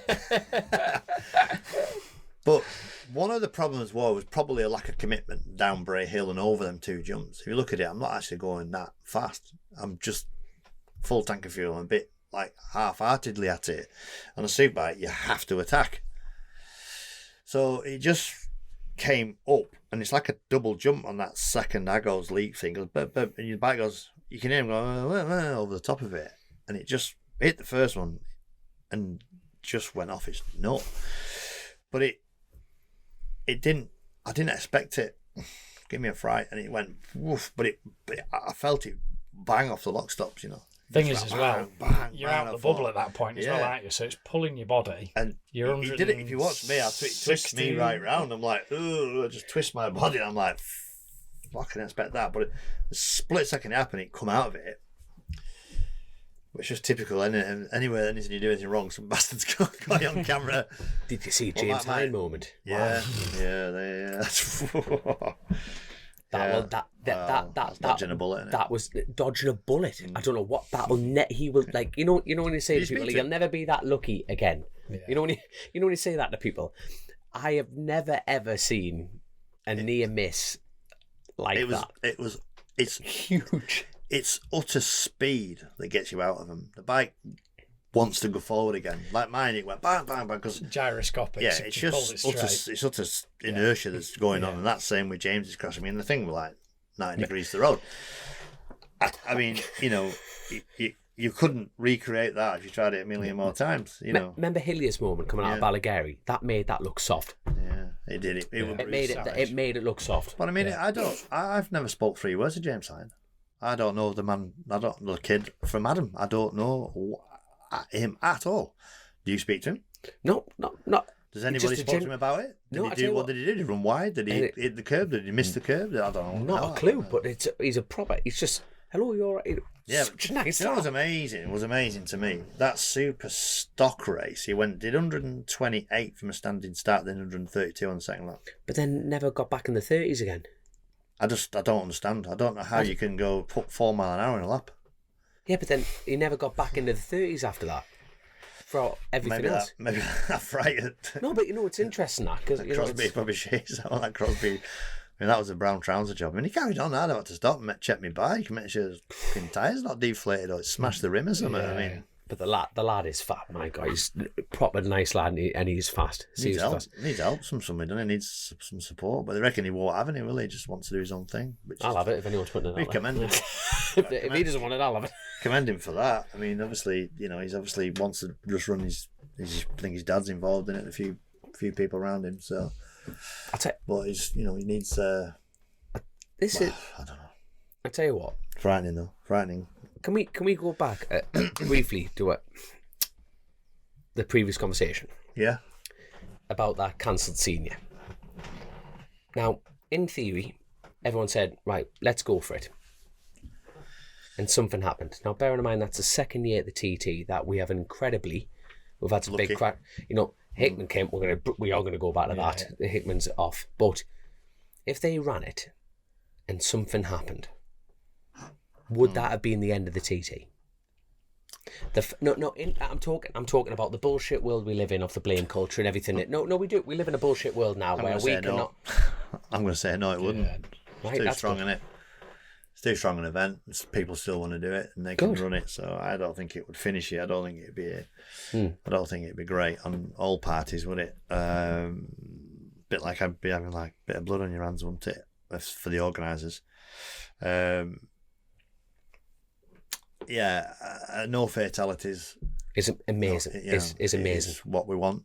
100%. But second year, which is great. There's been a few. I'm not sure there's any road lads got killed either. Did you get asked about the whether or not you thought it was suitable to ride? No, I was. Because there's a panel of you, isn't there? Not me. Are you not on that? No.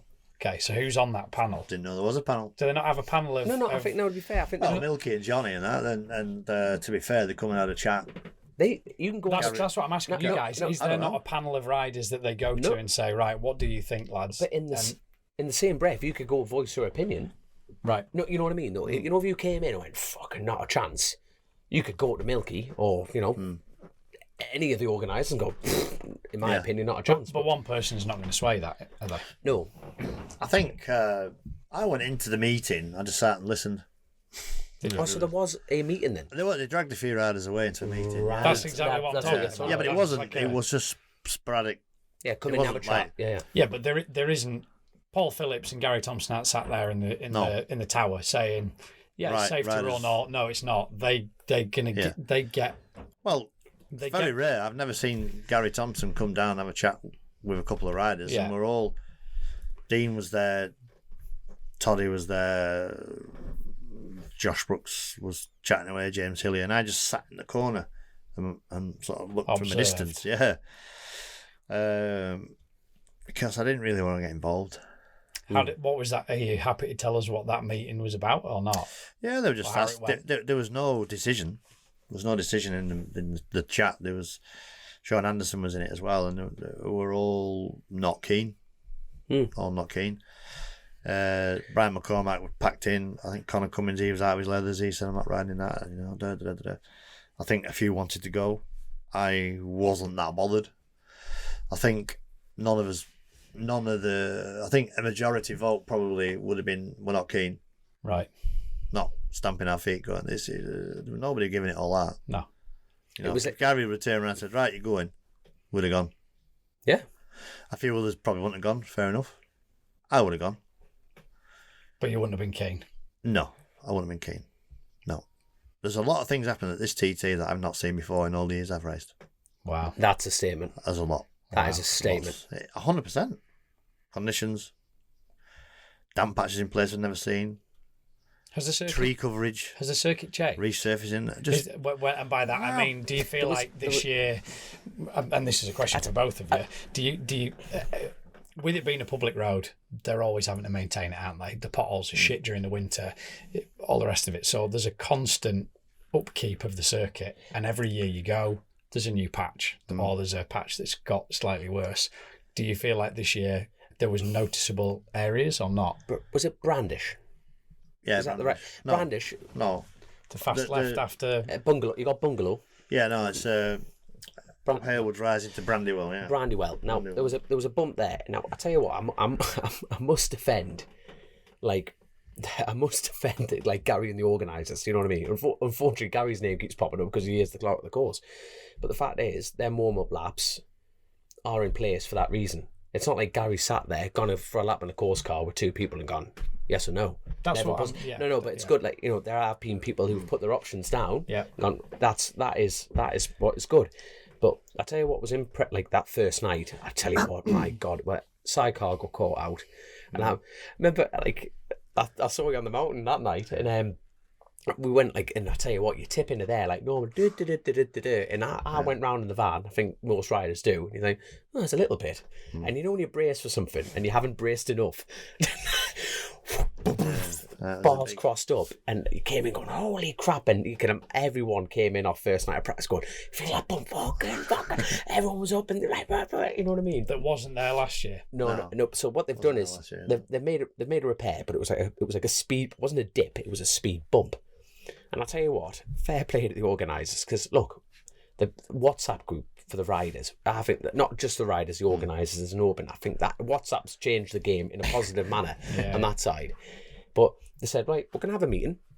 Let's pull everyone in. You know what I mean? It's not them against us. It's a safety factor thing. as well, yeah. But I tell you what, fair play, because at the end of the day, everyone, they just went, well, what can we do? Because it needs, how long does tarmac need to cure? It needs like a week, doesn't it? Normally. Johnny said, should we ever go at fixing it?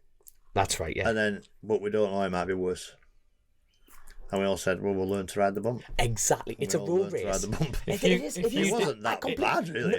No, but you got used to it. But I say, Howie, you can't... First lap you go, ooh, fucking hell. Yeah, it wasn't. But then you knew it was there. Joe, it lifted. But it didn't. It was mid. I never had a moment around it. I was just cautious around it. Yeah, but... All the times I rode around it, I thought, I'm not going to lose or gain any time by going through there like a twat. The flip side is I'm going to go side of the hill and hurt myself. Yeah. So...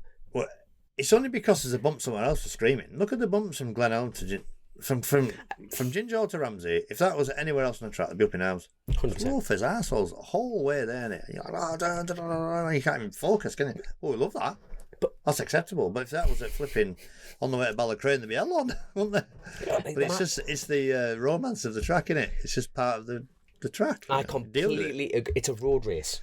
Yeah, it's a road race. That's the challenge. I quite like it. I quite like the bumps. You know, it's like it's what it's about. I think if they had started, all right, we'll take that section up. I think they would be opening a can of worms there. Yeah, that's to start re-tarmacking. They need to leave that. It was a spillage, wasn't it? Some truck had spilt, then something had come up through the ground. They just a quick job, and it's a hard job, isn't it? To get it. I mean, I thought the track was in good shape. Glen Ellen was a nice job. All up through there was nice. You know, I mean, it's what they've had work done. Yeah, that Glen Ellen section all been resurfaced. It was lovely through it. It was like a lovely short circuit once you got into it and up through there. It was nice. Yeah, I tell you that I enjoy that about the TT. Is everyone thinks, well, they're making improvements every year, but what naturally happens is they improve something that good. You've raced there yourself. You know, when they improve a section, you increase that much more speed, and then you go into a 4-year-old section, which like naturally gets beaten up and ruffled up and bumps tarmac. The thing is, when it gets hot and tarmacs are lifting up, it bumps it. It literally creates bump. But you're carrying 10 mile an hour more, which means you have to decrease the 10 mile an hour going into the corner. It's different. I like that. You go in every year going, what am I going into? It's different material now. The tarmac, the process of it, asphalt, whatever you want to call it. It's different. There must be some stuff in it now that's not horrible chemicals or something, but they've got aggregates smaller because it's black, isn't it? It's a lot darker and a lot smoother than it used to be. And it does not get rid of the water, does it? Hickman talked about that. Sits on it, yeah. Were you there when Hickman asked? Say, well, why does that happen there? It comes out of a different quarry or something like that. On the Isle of Man. Yeah, so, I mean... It's local quarried stone from a different part of the island. Well, I suppose 40 years ago, we've got to a different rock now, haven't we? Yeah. It's a natural material, isn't it? I mean, it's got everywhere. It's got to be different at our different quarries, hasn't it? But it's interesting, but it's a living, breathing thing, the TD. It's class. It's very dark and it's very smooth and it just sits. It just sits. It will not move. It will just sit forever and it's frustrating as well. But, I mean, I've been at TTs for years, as you know, 30 years, and it dries. an hour or two, I'll have a delay, it'll be ready in an hour or two. And it used to be. It's not now. It takes forever to dry. No idea why. It just doesn't dry. What you saying about the Frustrating. tree canopies, I suppose when you think about it, those trees are growing. So 5 years ago, they weren't the size they were. Well, but Everything's constantly encroaching on each other, isn't I it? mean, there's a lot of trees being cut down. Like, the braking markers into Balacray and the big trees have gone. That's Two big trees, yeah. You're like, whoa, where they gone? But you just don't. You just, oh, they're gone. Well, I'll pick another Find marker. something But else, yeah, you do. You find little, you do a lot of it by feel and engine noise, a lot of it. But, they're like you said, it's a living, breathing thing. It changes all the time. And, that first night practice, I was struggling to pick apexes. I thought it were dark. And I rolled out a lot of it. And then the second night it rained, didn't it? And third night Hickey fucked the job up, didn't he? Bless him. And that was a whole red flag, And then so he just never really got in any sort of flow of a meeting, did it? It was. What actually happened with Hickman? I don't know. What actually happened? I heard Well, an he exhaust crashed. tank. Well, God, I again, mean, he it's pretty crashed on heavy. the right, but I mean, it's ironic he crashed 2 corners from where he crashed last year. But I was listening to that. I was cutting the grass, and I'd the headphones Trying to get your knee on, down on the grass. listening I love cutting my grass. listening to Manx radio. I'm obsessed with it. And I was cutting my grass, and there was a little bit of confusion where they thought that Hickey's bike was smoking. Yeah. Is what they said on the radio. And then it set a sector time where they said, obviously, there wasn't anything wrong with that bike. It must be absolutely fine. And then obviously the crash happened. Well, I was at Sulby Bridge. So we got red flagged at Sulby Bridge. Me, Hillier, Connor, Brian McCormack, I think, and Mike Brown. And we were just chatting to the marshals, and they obviously wouldn't say who it was. But then they didn't say it was Hickey that crashed, but they said Hickey's bike was reported to be smoking. Yeah. When he got there, they were ready to black flag him and didn't say anything. And Where was this end of Sulby? Sulby. When you've only got Ginger Hole, Kerramore, Bang. Yeah. He's gone down, hasn't he? I've seen pictures with something hanging off the side of it. Don't quote me, do you know what I mean? I don't know. I wouldn't ever, but it's the end result is he's a lucky boy. Yeah, very. I mean, I went through the crash and it's awful. It's awful. It's horrible to sit there, Have you ever... because I'm thinking, who's gone in front of me? There's been Dean. You know what I mean? I'm thinking it's one of them.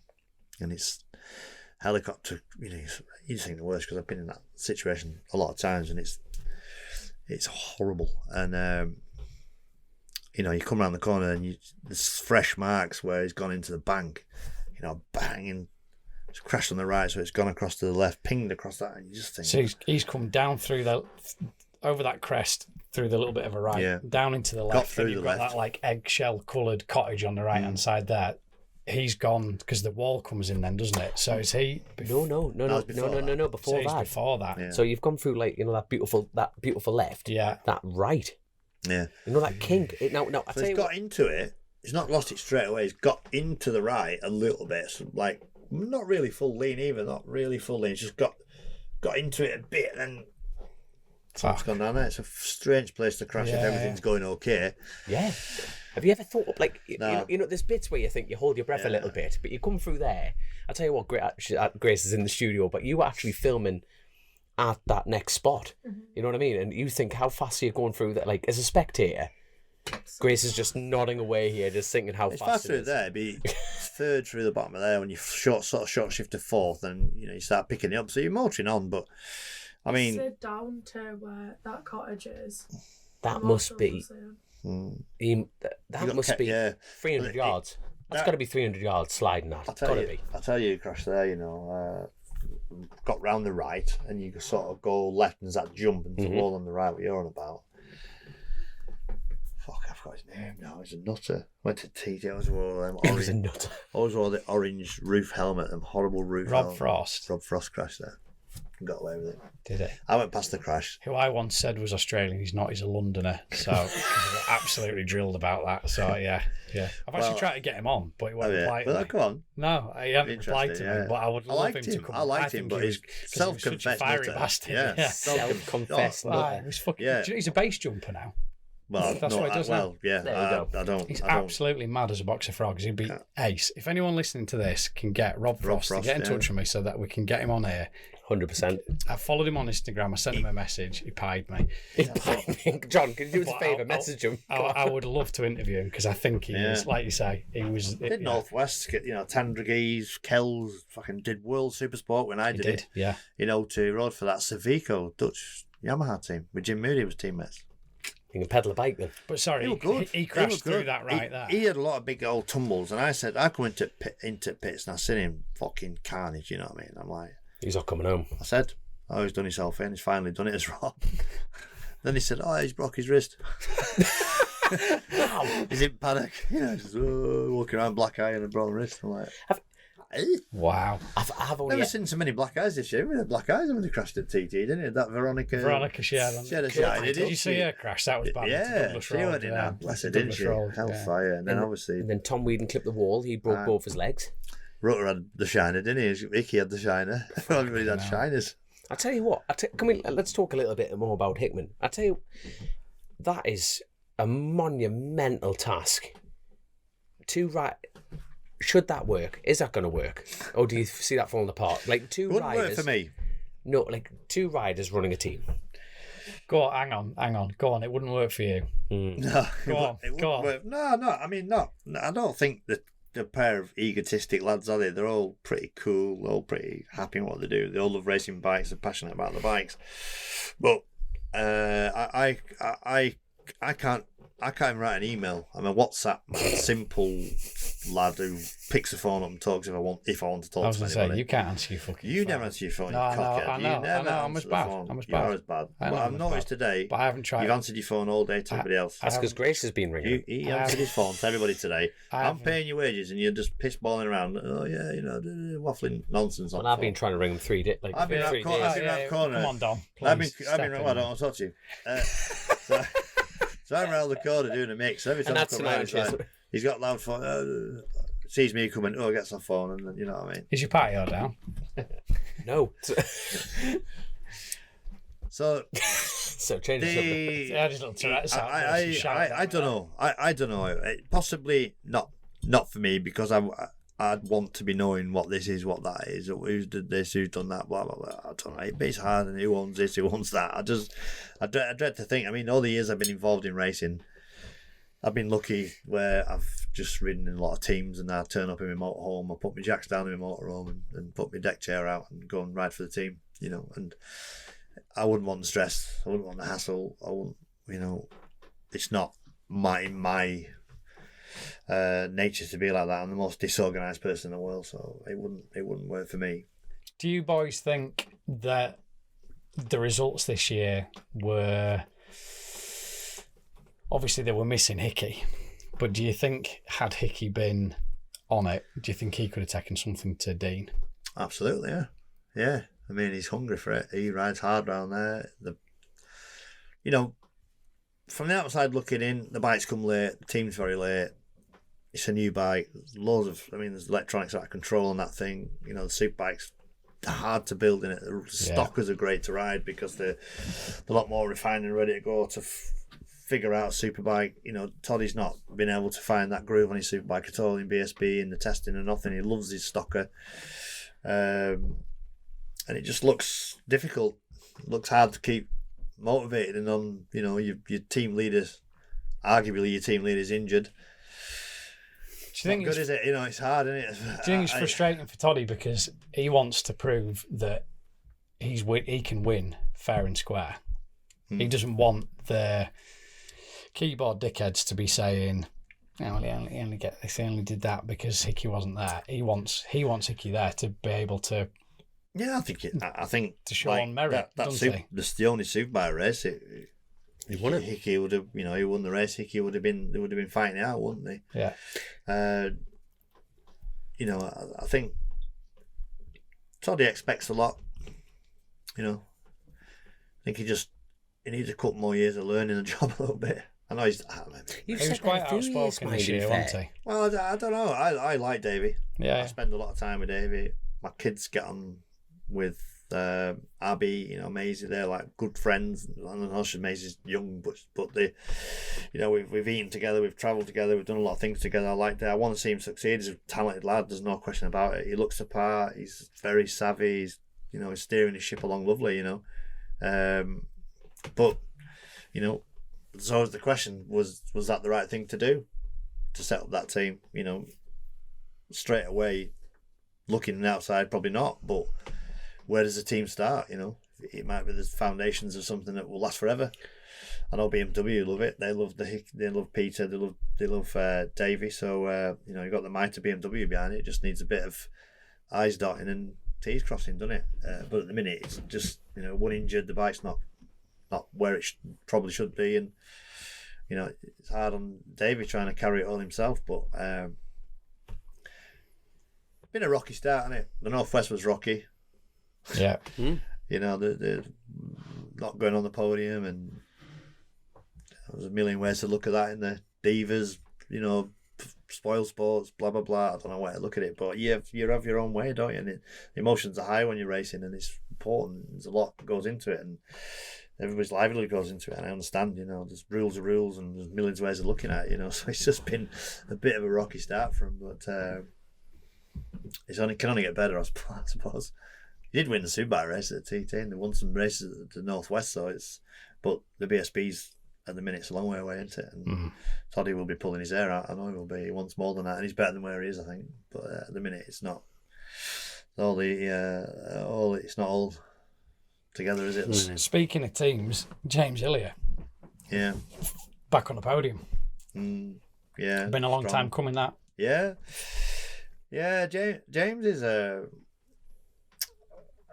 have a lot of time for James as well. Family man. Yeah. 3 kids, love him to bits, and our family love him to bits. And you know, he's an emotional sort of a guy. Loves the TT, loves the Dakar. You know, he got that not bum steer, he got the difficult situation you both in, really, you know. But I tried to not get too involved in any of that. It's difficult. I don't know the full ins and outs of it, but you know, rolled his sleeves up, didn't he, and got the team together again. There was some outside support and some silent investors that I know about, that not a lot of people know about, but you know, he just shut his gob and got on with it, didn't he, and put it all back together again, and did a lovely, turned the bike out lovely, and he's, you know, he beat me by about 2 seconds, I think, in the Superbike race. Me and him have always been that close. 1.2 seconds of him, I said, you wanker.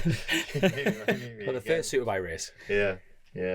And in a Superstock race, you know, he caught me up and blitzed me in the first, you know, going back to the earlier conversation with the now retire and that. But in the second Superstock race, he didn't catch me. He didn't? He didn't catch me, no. Do you know what? He said some lovely things to me. Fair play. He did? Yeah. Afterwards? Yeah. Yeah.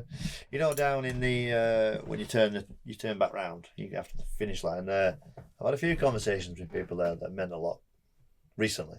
Hutchie and Dave O. Johnson, after the Superbike race, you know, he stopped and waited for me, and we had a bit of a chat about a few things, and then I was determined in the second Superstock race. So Dave's not catching me. Dave was not catching me in this one. I'm having it. So I just bit the screen a bit, and then there was only Toddy passed me, I think, and Dean. Right. So you can deal with that. Yeah. And Dean was fucking incredible when he passed me. I was like, passed me into schoolhouse, but I got in the first race. I got fast. Yeah, I got to. Jesus. So he had me caught by Quarry Benz and drafting me down the Sulby Straight. But in the second Superstock race, I got to schoolhouse, so I got a bit further. It's a fair lump further, is that, to be fair? That's a lot further. Yeah, so I got a bit further. So I was so pleased with that. I was going around, he's not caught me yet, This is good. I'm going all right, going better. And he passed me. But a couple of 3 miles, that, wasn't it? Yeah, but like me and James have I think an understanding of bike racing that maybe other people probably understand it, but we just talk about it a lot more. You know, James is funny man. Not witty. I spent a bit of time with him. Doesn't like people in London. He likes certain people. Doesn't like a lot of people. No, I said to him, we were talking about like this is your lifestyle, isn't it? What we do racing and being around bikes is a lifestyle, and the people of the paddock are people that you've known for years, and that's life, isn't it? Natural bike bit's only 10%.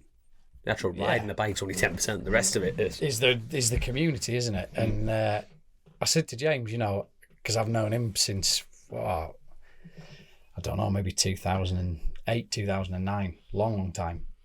And I said, you know, who else do you talk to? Obviously, I know that he talks to you, and he said, no.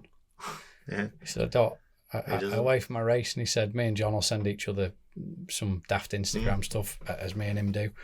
He said, other than that, I don't. He said, I love my family life. He said, I've got my little tribe. You know, I've got my wife and my 3 kids and a dog, 3-legged dog. And he said, he had a bad week, did he? That was a really bad. Lost his dog. Lost the ride. Lost the dog's leg. Oh, no, kids had chicken pox. Yeah, that was it. The measles. Yeah. Yeah, but he said to me, he said, well done. He says, I didn't catch you. I'm so pleased for you. That's what he said.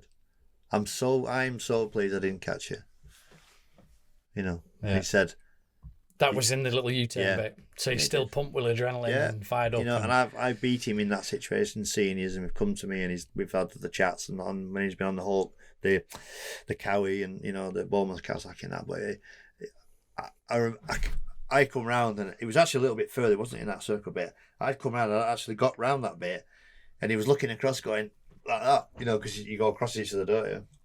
He's going like that. I was like, fucking hell, first person he sees me. And then he said to me, he said, you know, I didn't catch you, I'm really, really pleased. And he said, you should be proud of yourself. That's what he said.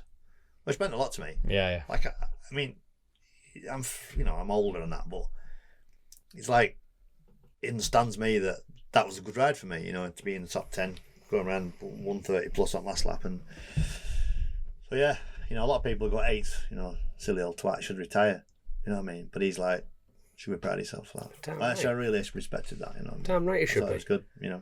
Nobody else did. I was actually in front of the pair of them until my chain snapped. But I didn't fucking finish. I was actually battling for 4th, so I was well in front of these two, so fuck them. My auntie had a cock, she'd be my uncle. If it's any consolation, I tell you what, my Lauren took a screenshot of that, so that's up on the wall. It means fuck all, I didn't finish. If it's any consolation, I was leading the senior by 21 seconds and my chain snapped. But to be fair, you've won a few, so it's not a great feeling. You should count yourself lucky it didn't wrap around wheel and fucking kill you. I tell you what, it destroyed the subframe, destroyed the seat unit. How it didn't go through, it ripped the sprocket protector off. Where did it snap at? Sarah's cottage. What, on the drive? On the exit, right? Accelerator. So it's especially when it's second gear as well. You're out that real hard. Do you know how fast that is? Right. The bullshit detectors. Hours, nope. So Will Bill, obviously, because the bike belonged to Alan. Yeah. So Will Bill, who works for Kyle Ride, basically, I'm bigging Will Bill up here just to prove he's not full of shit. So obviously, he was Hilliard's crew chief as well, like data technician. He came up, plugged the bike straight in, going, well, what, you know, the bullshit detectors don't lie. So you can imagine, you know, if I twatted the throttle on, got greedy, that would cause a snap. But Sarah's cottage, you're miles away from the jumps, everything like that. Second gear up that hill, 136 mile an hour.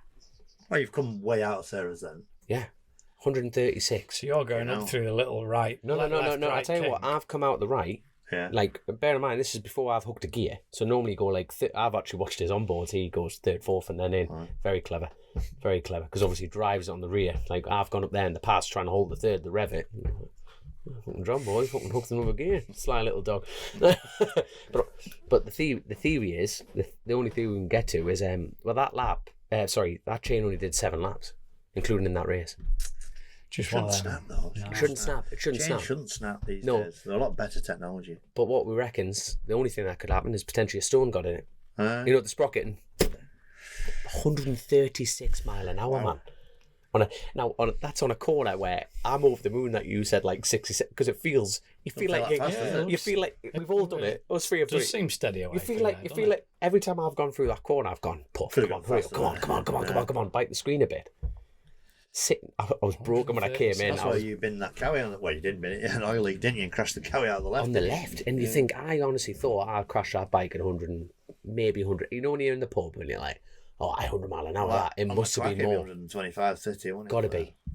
4th gear through there, and the oil, there's a return pipe on the oil, and it just... So I've gone right, and chucked it on its left, and I just went straight into it just high-sided me into the wall. It's 2 rights, not 3 rights. Right. You went. Sarah's, right. Yeah, right. Right. Was left. Yeah. Sorry, can't count. No, wait, John. Northeast education. Counting's not very sure. Lost that He's missing a finger, isn't he? Missing a So you digit. missed a few. All I know is it was a left and it hurt. Yeah. was Yeah, it, wow. Yeah, chain snapping. That's frustrating, isn't it? But honestly, it's not the swinging arm, subframe, seat unit. And Lucky how it it didn't do the engine casing or wrap itself around your leg. it knocked that, but it obviously it whipped me at the back of my leg and knocked fucking huge bruise right down the back of my leg and up my. I've had them before on my shoulder. 250. Jesus. Came through the seat, but only little fiberglass seats at the time. 1994 or 5 on Donington. Lashed me over here. Leathers were shit in them days. They were just a fucking. You split it open. No, I didn't split my leathers, but it hit me on the back. Fuck it hurt. Covering it sort of wrapped around my shoulder a bit. That hurt. I didn't have that chain will have been second hand when I got it off somewhere. I found it in a dustbin. No doubt. It's been a scrap. I'll tell you what. Next question, and it actually came from one of our patrons, Luke. If the conditions, patrons, Not sign up to be a patron. patrons. I'm looking at Grace. Let's look at Grace. Patrons. Is it patrons or patrons? Patrons. Well, she's in Burnetfield. She's going to say it how I say You, it. you look educated. He doesn't. You're very right, though, John. To be fair, Probably say patron. patron, patron. Right. So the patron. That must be a northeast thing. It's very much a northeast thing. Anyway, sign up. Sign up when you get asked questions. But one of our patron questions was from Luke. Now, if we had the conditions in 2023, Yeah. do you reckon the lap record, would everyone be? Sorry, the exact question. I think it's on there. That's right. Yeah, would I'm not everyone being be rude, doing? I'm Would everyone just be looking at these doing? questions? Would everyone be doing 136s consistently? Not That was everybody, no. If we Top get guys. good- Top guys probably. If we would get be. good weather next year, like 2023, do you think there'll be more riders doing the 136 laps and doing them consistently? That's Luke's question. Only a few. Not everybody. Because it's a big The step. elite, well, the aliens, whatever you want to call them, or the. Who do you think's the next man to sort of move into that? Who do you sit that's maybe just coming up under the radar a little bit? Or you don't even have to answer that, I suppose. But I just, is there anyone that you sat there, present company included, where you No. sat thinking, No. I don't think so. They're not at the minute. The Davey. I don't know what that is. Yeah, I could hear it back feeding on that. Yeah, Davey, Hickey, Dean, and Michael in a minute are just one step ahead. I mean, if you go back in history, it comes along in waves of people who were pretty unbeatable for a while. Which, I don't want to talk about myself, you look a prick, don't you? But that was yourself, I was unbeaten for 10 years, either won or broke down. DJ. Yeah. But it happens in MotoGP, doesn't it? It happens Yeah. in all sports, doesn't it? Like Brad Ray and Speedway, BSB at the minute. It's Johnny Ray won 6 titles and he Yeah. won Superbike. Sorry, I feel like I should say that. Shaky Byrne was pretty dominant, wasn't he? I don't know.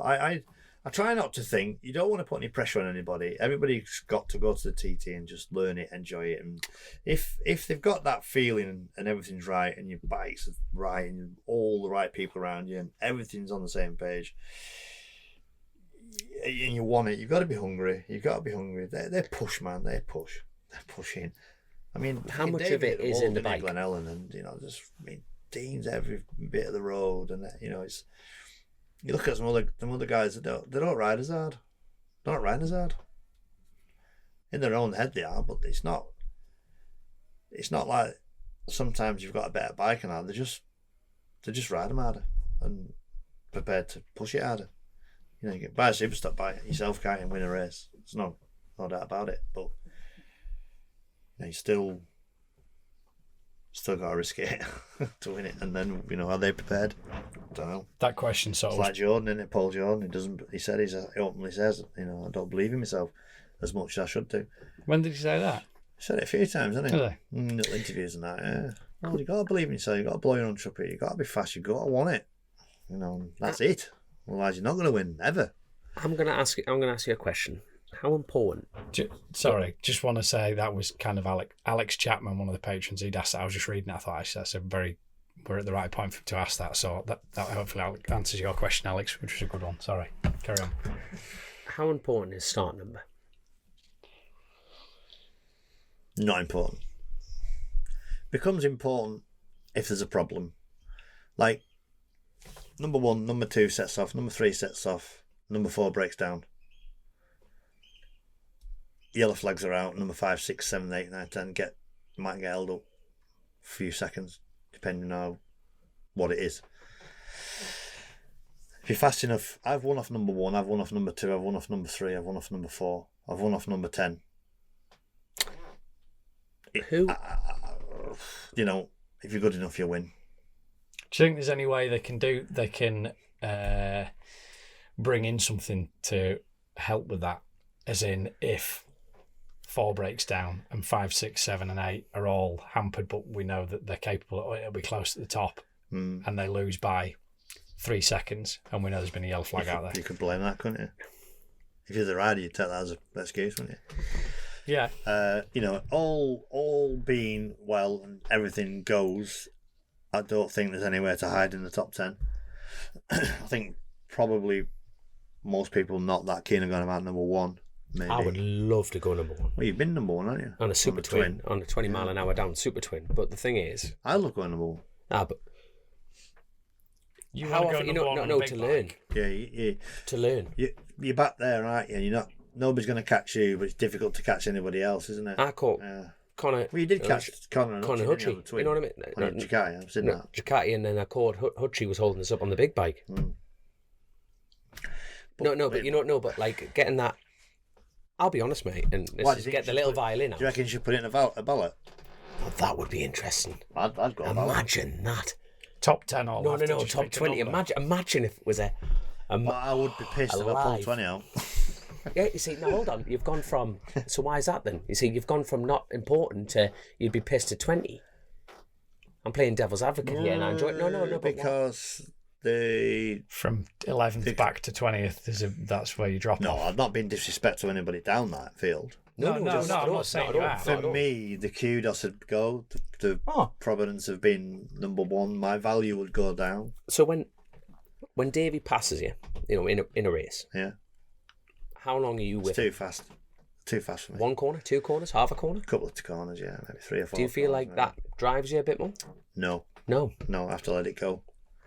Because I can't go from 31s to 36s or 45s. It's impossible. No man can do that. My best lap time's 32.7, but I couldn't just automatically go 35s. You'd So if- kill yourself. So if Connor, so Connor's a 33 man. 33, man. No, on a fire bike. Yeah, You know, if Connor passed me and he's going 10 seconds laps faster than me, he could drag me on there. yeah. You know, but it's yeah, that would work. No, That would work for me. Yeah. I mean, You know what I But mean? that's the same on short circuit, isn't it? No, if you need to gain, It's a game of chess on that if you side need of to things. gain, like in stock, everything's that tight. You pick a man who's 0.5, half a second, 0.6 quicker. yeah, you'd always try and follow him out of the pits, wouldn't you? Yeah, That's you try and something, get behind him, don't you? I mean, I It's have, just spread I have out loads of over people further follow me out of the pits, and Paul Jones has done it to me a few times, but I don't care because I want him to be safe. When's 10 years ago, maybe I would have like, we're following me. I'd get a bit emotional, but now I can't. Or I used to look over my shoulder and, again, probably being a bit disrespectful. He's not going to keep up with me. I'm gone. That's experience, pace, Yeah, and you're fast. you know what I mean? I just feel like- you're but- fast. I go. I'm telling probably too much truth now, but I dither about at the start and never. I'm at number 1. I'm entitled to go number 1 in practice, and I wait and let everybody go because I don't want to be blown into weeds. I don't mind it in the race because it is what it is, and it's. But like, I don't want to get. Like You don't want to be constantly drilled caught. through Yeah, I Crosby don't. and fucking- Yeah, I you just want don't your want own to be. I space just want. I want my own space. Yeah. I want my own space now. Where years ago I would have been away and gone and just try and tighten the screw on everybody every night. Try and be 5 Break their seconds. heads. 5 seconds a lot faster, or 10 seconds a lot faster. But numbers are. It's an interesting debate, isn't it? It's an interesting debate. When's it? It's still smoke and mirrors, and everybody's still at it. Oh, where are you going? No, I don't want him behind me. Blah blah blah. He's too fast for you, and they moved Hutchie back. He was, frustrated and moved people forward, and Davo at number 2, and you know what I mean. But he held his own at number 2. You know. When's the last time someone passed you and you went, "Holy shit"? Dean Harrison. At that schoolhouse. This year, yeah. Like no. I'm going to reframe that. Not the holy shit moment. I'm going to reframe that to, I haven't done that, and I wish I did. No, it's like a learning process. No. That's interesting. No, because role reversal, I've probably passed people and they've gone, well, you know, like when I was at the top of my game, doing 30s, 31s, or 29s, 30s, and that, you know, I've gone past people and like, you know, they've probably gone the same, but I really enjoy being in the hot seat, witnessing what they're doing. I really do, you know, it's like, nobody can ever have that experience. No. Well, you can. It takes a lot of riding and being in the right position, but you know, the real nice thing about it is they pass me with respect, they give me room, nobody's gonna stick me through a wall or anything, so I'm just, and that, you know, I could, like, I go wow myself, you know, I go, that's incredible, fair play. And he hit the brakes end of Sulby straight and break that late, and he just and into flipping. I was like, what's gone through your head at that point? When go Dean, go on, lad, go on, mate, yeah, get it one. You know what I mean? Didn't know where it was because, you see, both pit modes come out at the same time for me at Gwen's, for me and Dean. They was born in for Dean, and Dean was on top of mine. So fuck me, he's not here already, is he? And he was. He was nearly there. Gwen's. Do you look over your shoulder? Have you looked over your shoulder at any point? Ramsey hairpin, gooseneck maybe, but never anywhere else. No. Corbridge maybe, but I've done it before and had a fright and gone move. You know, you just so quickly it's going wrong. There's no point. There's no point panicking, viewing all of it. Better off staying on the line. Yeah. You're like, what? Like they, you know, David followed me all the mountain Superstar race. Did you see that? Followed me a long way on the onboard, on the aerial shots. That was quite cool. Proud of that footage. Not a lot in it. Into the bends, I was gapping him and going in a few places, but in the middle of the corner, he just goes like that. Where are they gaining that advantage on you? Middle of the corner. Because you've been doing this long enough to be able to sit there and go. Probably middle of the corner. Brake, everything. They're just carrying a little bit more corner speed, a little bit harder on the throttle, a little bit more confidence on the brakes going in. But like some areas I feel as strong as them, other areas I feel quite a bit weaker than them, you know. Sometimes on the brakes and that. Risking everything in Quarterbridge, Braddon-Bridge. Poor at the start, I'm poor at the start now. And that was your trade secret, that. But now, why is that? I'm a bit of an old slow burner now. I've got, do you know what? Everything's up to temperature. Burnt a bit of fuel off. Tyres are scrubbed in, and I'll get going a bit. Very risky at the start. Always risky, isn't it? And do you think as you got older, you're now more conscious of that? Probably, front tyre's still a bit fresh. But whatever I do, at best I'm going to be 5th or 6th, aren't I? So if I risk everything in my own head, I go, do you know what, I'm going to go back a massive deep breath, I'm still going to be 5th or 6th, at best. Yeah. Where I was 8th and 7th in the races that I rode all right in. But I'm never going to be any more than that. If I risk my fucking balls, I'm not still... You know, I want a silver replica, and I got 3 silver replicas this year. If you're in silver replica pace of the leaders, you're not hanging about. No, you're doing all right, and that's where I am. When it drops away from that, I'm done. Yeah, simple as that. I mean, I might have brought it up before. I'll throw it to you. Should I retire? I don't know. Sometimes I need to be told. We had a chat about it earlier on. Well, you have this idea, but I think. You know, you read one comment about we've had this chat before, but it's like I need reassurance off people, even though I know I need reassurance off my mates that I should still be doing it. It's mad. Did my answer earlier on make you think? Yeah, it did. Yeah. But I told you some top secrets. No. Like me personally, I hope you never quit. No. No. Like honestly, but what? Like, why should? Like, I honestly think, why should you? No, I think it's. That's what Dean Harrison says to me and a few others, but it's just a few that. No, but fuck them. That doesn't matter. You know what I mean? But like I personally think that. Yeah. Not a chance, and I'm not just saying that because you're opposite. Should I go into a satellite team and give that factory bike to somebody else? Okay, should I build my own? Should Honda help me run my own little squad and then bring somebody else through to bring them really what they should be entitled to. So I don't know, have you? I don't know of the name, but if you're quick enough to keep your seat, keep it. But I'll be honest with you, I think it would be a damn shame if you just went, nah, that's it. You know what I mean? Keep it. Like, imagine a John McGuinness team. You know, if you turned up with your boy, you had if you went sorted, got the right bunch of people around you, it'd be amazing. You know what I mean? No, you know what I mean? There's a Honda bike, you're in a back. Just for anyone listening, John's just slid his phone over with a text from Keanu Reeves. That's name dropping, isn't it? Good done, isn't it? Basically saying... At 4:44 in the morning. And that That's mint. Legendary job there. Hey, John. He's got good grammar. Yes, That's back in one piece, but you did way more than getting back in one piece, sir. Top 10, friggin' awesome. Legend. Cheers. Do you go there to ride or race? I still go there to race. I still go to there to that's all that race. matters. I still want to improve. I still want to,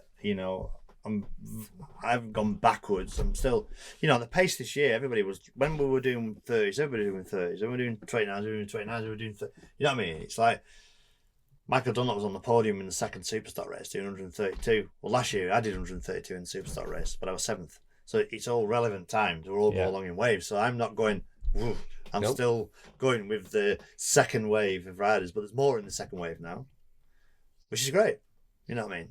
That's why I've not got to be disappointed with it all. But I still never, ever take my eye off the ball. Never, ever. You know what I mean? It's like, I never think, it's going to be my last one I've done after this one. I was just like, I'm concentrating all the time. I'm dialed in, focused to death.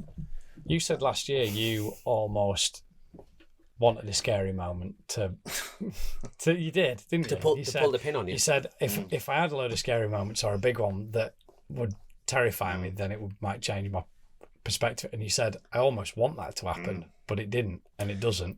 Yeah. So was this year the same? Other than a bit of a head shake over that? I had a few little moments, Yeah, but that's part of doing it. Moments, yeah, but I never had any massive ones. I know that a lot of people blew it. I mean, it was a spectacular piece of TV, wasn't it? Yeah. There's no question. I got bollocked off my mum and my dad and all that. But they've never sat on the bikes. It's hard to. It's over very quickly. It's done, bosh, and he put it back in mind. Did it knock the confidence out of me? Yes, a little bit. Practice week for me was pretty tough. I never really felt fully settled. Opening another can of worms up, should have a 600, probably. It's very difficult when you get off your bike and everybody goes and does another 3 laps. I'm sat there pulling my hair out because I hear it all going round and I'm watching it live. And, fuck me, I wish I was out on 600. I haven't forgotten how to ride one. No, but why don't, I would, you know what? I just imagine it. Just the John McGuinness team. I remember when he did it with the blue, the university thing. I just think... I did it in 22, but I didn't put it together right. No, but again, I would pressure on you. You've got... The sport in itself would do that. Imagine a John McGuinness team there. That was and you know what? As a sport, teams are leaving and no one's replacing them. Yeah. I think you've got John. Well, I'm not just sitting this because you've got a legacy regardless if you do fuck all. You know what I mean? But imagine you don't have to bring someone in and have that responsibility. That's the key thing. You don't have to. Well, I'll bring someone up. Who gives a shit? No one cares. No one cares. But if you turned up with your own livery every year, did a bit of a Rossi thing, and this is, and you could turn up with your own bikes and go race. I think that would be. It's still in my head. In some ways, I'm still young John McGuinness in the factory on the team. We are. You know what I mean? I'm still like, it's like. You've still got a job.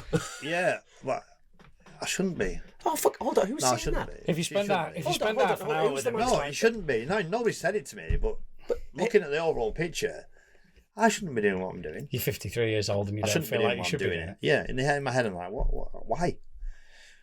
But because I spent 15 minutes with you and I still feel like I'm hanging around with a fucking 12-year-old. Good. Flicking cement at me.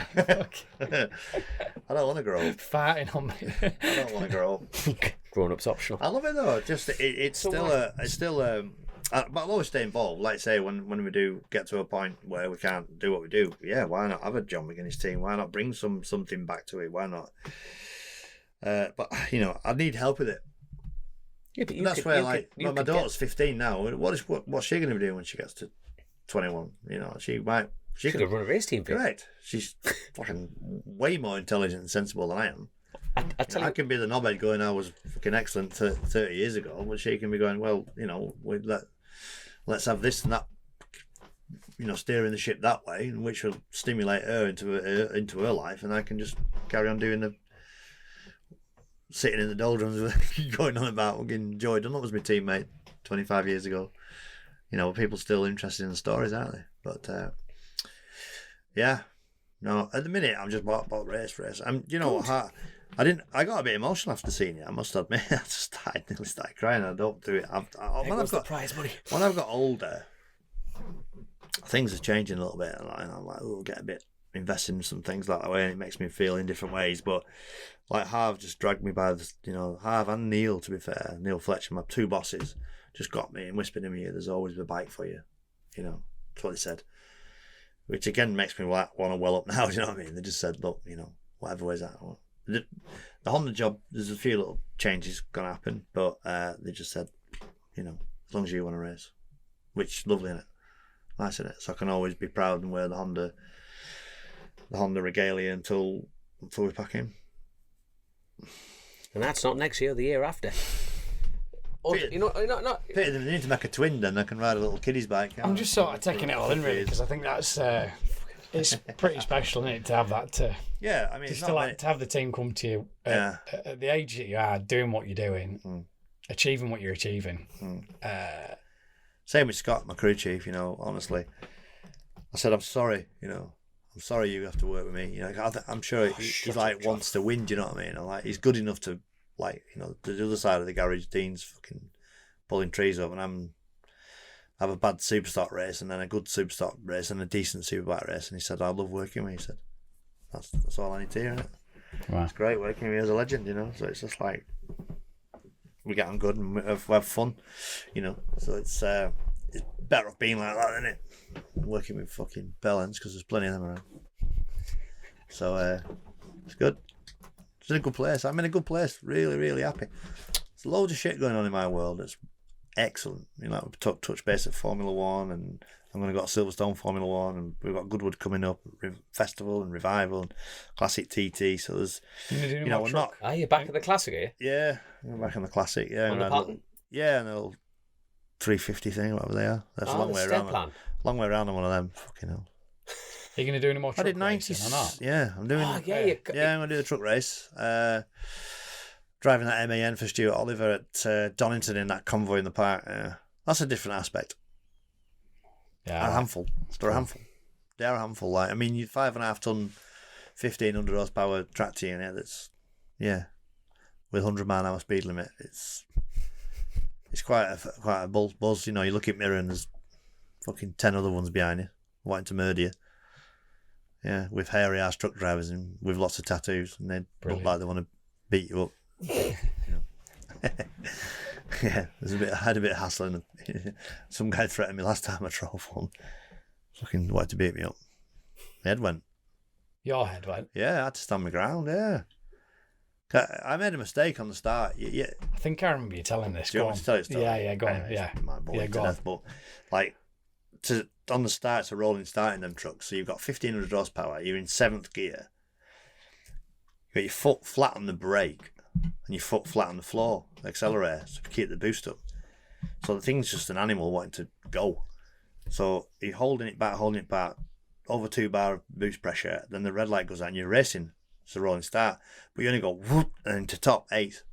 And I went, missed a gear, didn't get it in 8th, got rear-ended behind. I fucking picked my truck up. I was like, oh my god. Go into the pits, this fucking hairy ass fucking truck driving lunatic. Like, what the fuck you doing here? Fucking isn't that? You shouldn't be on track for. I was like, oh god.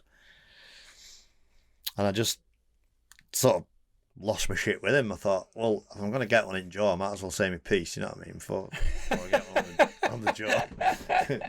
I said, mate, I've been into fucking Redgate thousands of times with 40 other riders, and we fucking give each other respect and all that. I said, I've never done a truck race before. Why are you so close behind me? If I made a little mistake, you're going to run at the back of me, blah, blah, blah.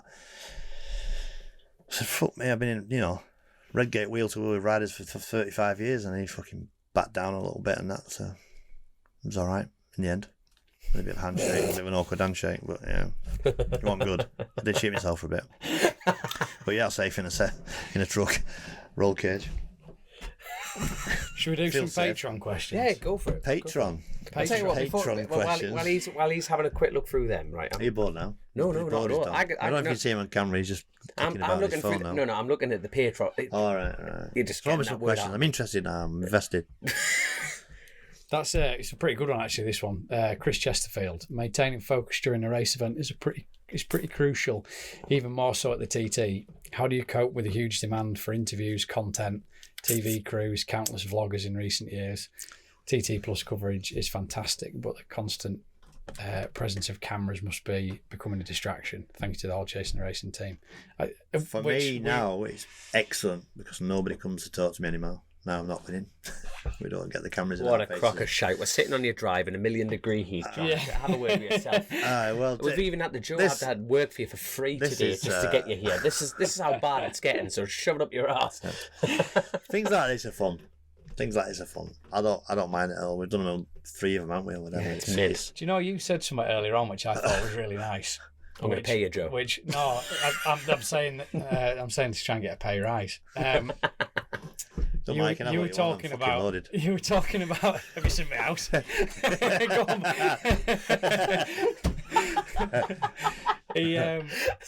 No, this was nice for us because he said about a certain situation that's gone on before with something else. I'm trying not to get him into shit. And I said, well, I'm sorry that we're mithering you. And he said, no, it's not like our podcast. And those were his words. And I thought, that's nice that you don't feel like us doing this is one of so unique because we're just 3 mates having a crack and talking about something that we've all done. Well, you're not going to stick me in, are you? You're not going. I mean, I've had them before, and the questions are infuriating, and you know what I mean, talking about nonsense.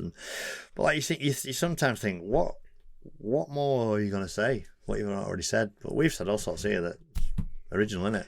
Well, it's just 3 lads shooting the shit. You get the best out of people in here, and the people you've had in this box is insane, isn't it?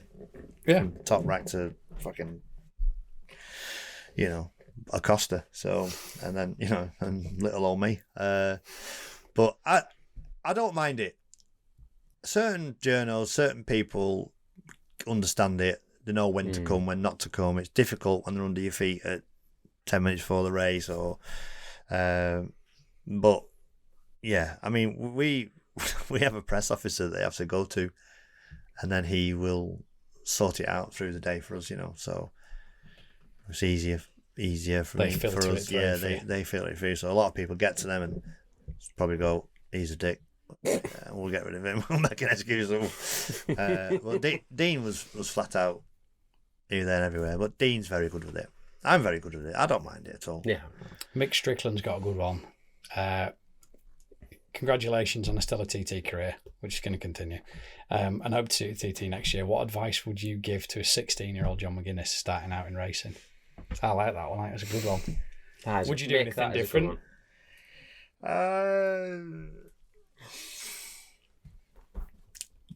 I would probably not. I would probably that's cheered me up because You've done everything the way you wanted to do it. You said earlier on, didn't you? You said I've achieved I can't think how probably you worded more it. really than I should have, but I believed in myself at maybe not 16. 16, I didn't really know what to do, lazy-ish.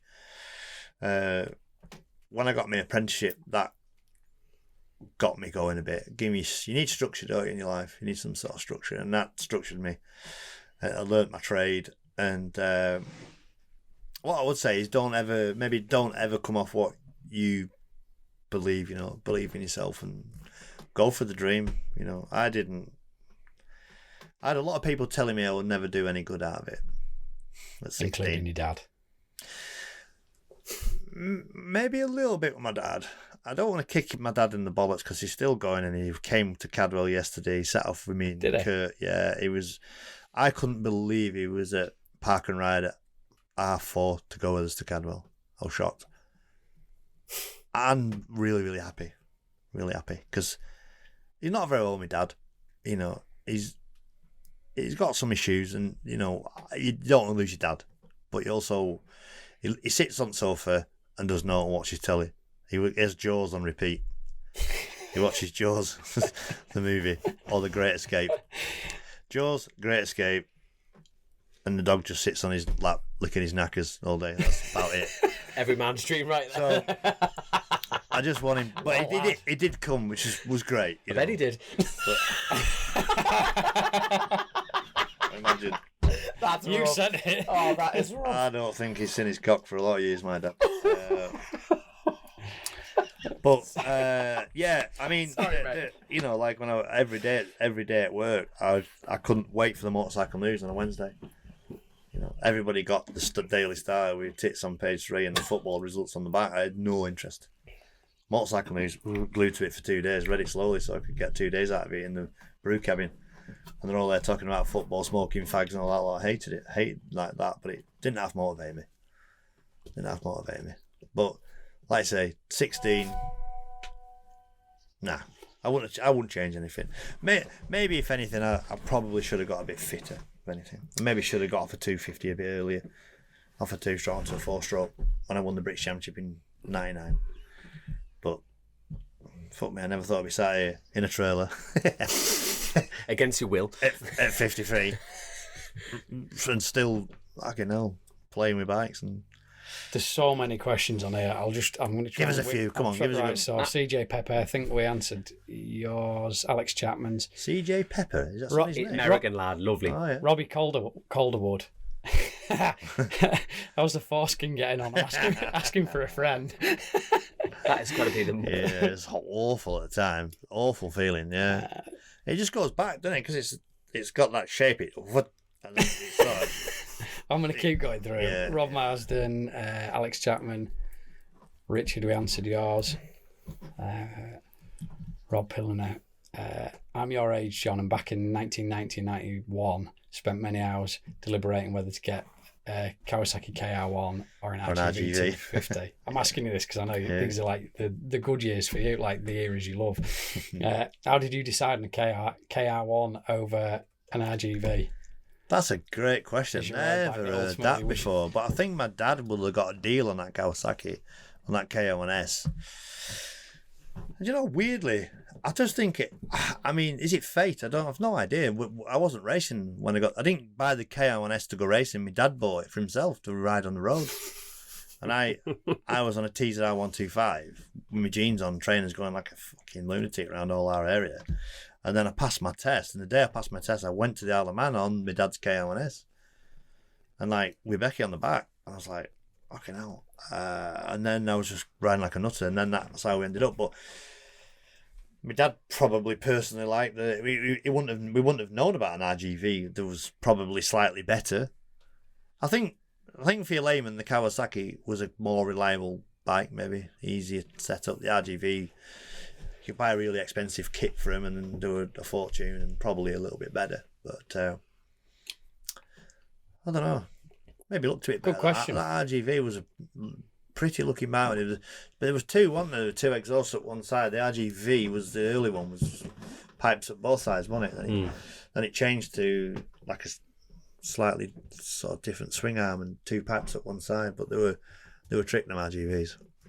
I've got, before he goes in with another Patreon question, I've got one more before opening up. I don't want to open up a can of worms too much. But will we see at one point no 1000ccs, no litre bikes at the TT? I hope not. Because the reason I'm saying that is obviously there's loads of speculation that they're going to get rid of litre bikes. The rumour mill's always strong. We don't know when, we don't know how, but you know, the Gen 2 is going to become the new superbike, blah, blah, blah, blah. And I can see by your twisted face there.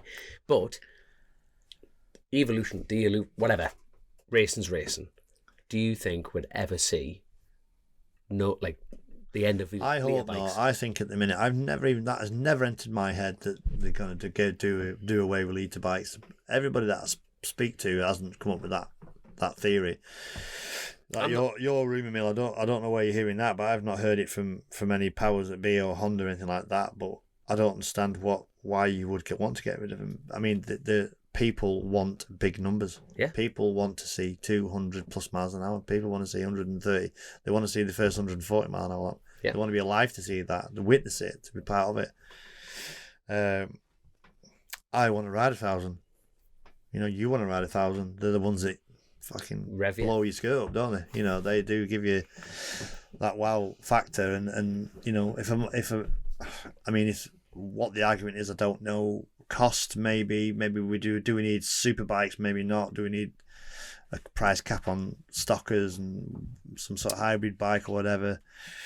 Can you see it coming into short circuits? Yeah, maybe it's so expensive, isn't it? You don't need a data engineer, but you're sticking people out of work, don't you?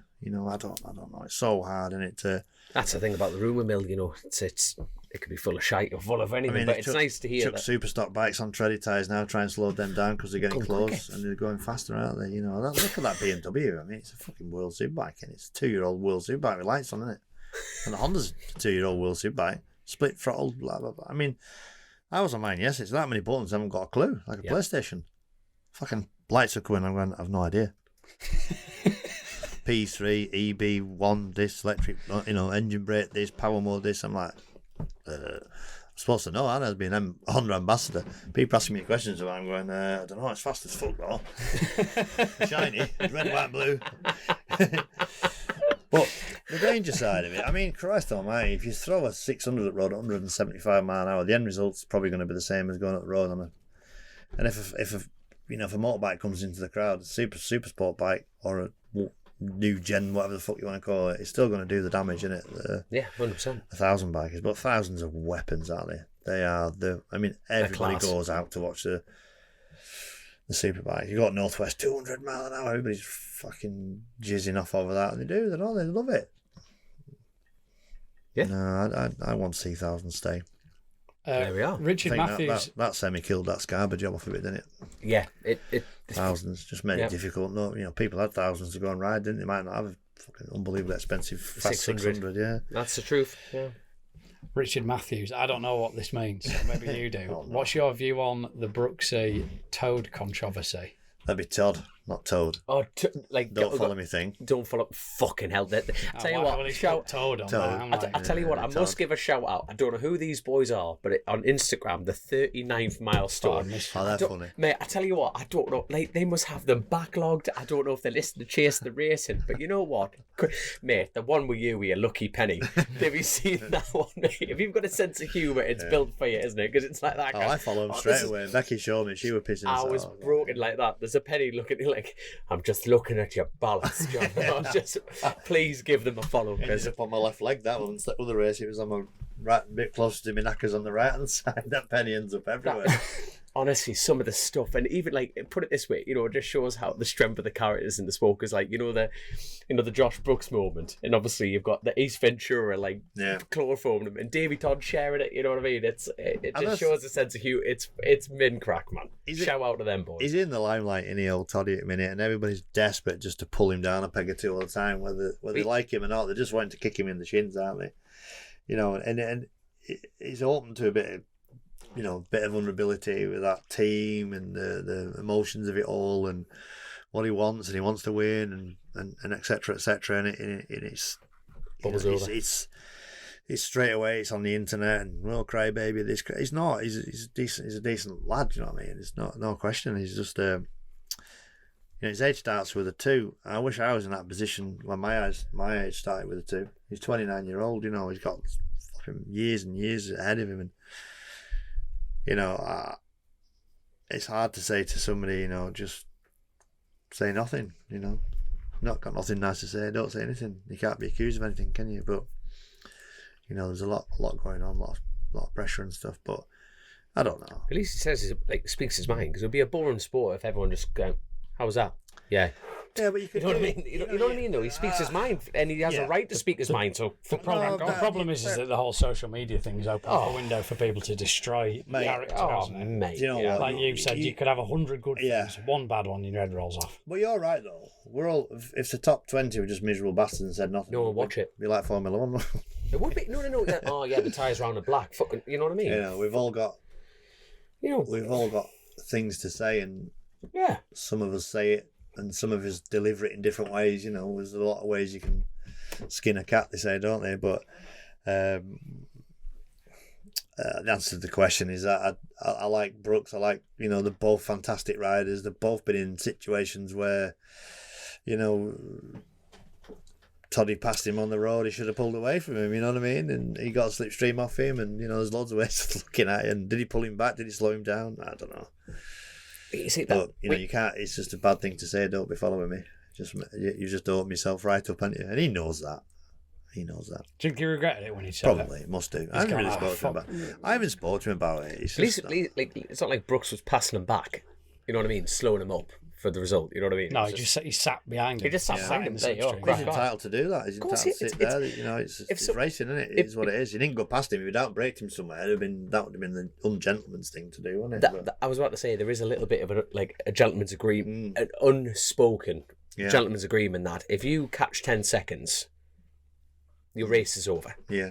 That's a TT. We've all been there, and you just think, just go. And then when someone boxes you up, you're like, But you're right. It's nice to have a bit of pantomime. of course it At is. the time, it's fucking wanker, this blah blah blah, and but it's blown over. But at course it is. at the time, it was a good bit of And like, obviously, it was a good bit social. of banter. Gets people talking. Yeah, doesn't it? it's Yeah, good, yeah. that's it. And it's And if it's they're an not all entertainment characters- sport. Exactly. Well, we are all characters. Look at Michael on his own, isn't he? Like Dean, character, Nikki. You know, Character. We're all different. You yourself, whatever. And Oh, John, calm down. but like, well, you're all right. You know, you just fucking whatever. You just Well, yeah, you got don't no. take a breath, do you? You are what you are. We're all different. And, it's good. It's good to see it in it. There's some good bikes and all good teams. And I thought TT looked good this year. All sidecar lads looked good. Yeah. All right helmets, leather sort same. You know, that Jackson's team was stunning. The Daffabet team was stunning, wasn't it? Ilya's team, all that lot. Everything just looked mint, didn't it? Even the Jim Hodgson, you know, Rob, talking about his SMT. dad. I rested his dad, Jim, didn't I? He was a Rob, boy. yeah, And we should Rob. get him on the pod. We've No, had did you Rob see on. what We he- need to get Jim on. Yeah. Yeah, Jim's quite interesting. I mean, he raced with them all. You know, if he was race with behind them you all. when that hairy biker, that truck driver behind you, wouldn't have done that with Jim. He'd No. straight in there like a little badger. Jimmy- Have some of that, son. Jimmy Jim no, would've- Jimmy No Legs, I used to call him. Jimmy, I still call him No Legs. Jimmy will Jimmy take- No Legs. Jimmy will take your legs. He's hard as Yeah. hell. It's Jim Hodgson, like. I remember him turning round in the road. We did a piece for Two Wheels Only magazine. There were me, David Jeffries, we're all the manufactured riders, and he was like the factory Kawasaki rider at the time. So there was him on Cowie, David Jeffries on Yamaha, I was on Honda. I mean Locker or something on Suzuki. But anyway, Jim was a Kawasaki. yeah, he was good. Hey, good He can peddler. pedal. No, Jim was a good rider. he can pedal a bike, Jim. I Good didn't know he safe was rider. factory Kawasaki. Yeah, he was like the That's Kawasaki class. representative of the TT in 2000 and might have been foot and mouth, and there were no on, so we all went over and did a piece. And I remember him turning around at the gooseneck. He's got no legs, has he?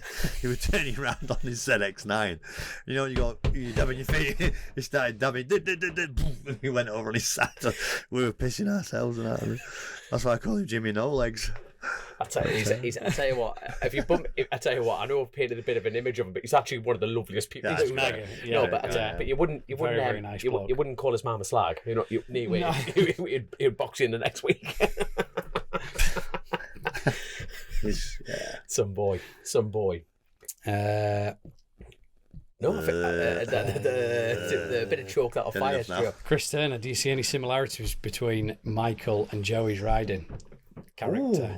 I suppose Cracking you've had the pleasure and the privilege of being able to You've never mentioned it. To be fair, you should ride talk with about both of them in close proximity as well, haven't you? Which is Different eras, different times, different bikes. A lot, different different people characters. fought different, didn't they? People made people laugh with other things, it wasn't TV, social media, or like that.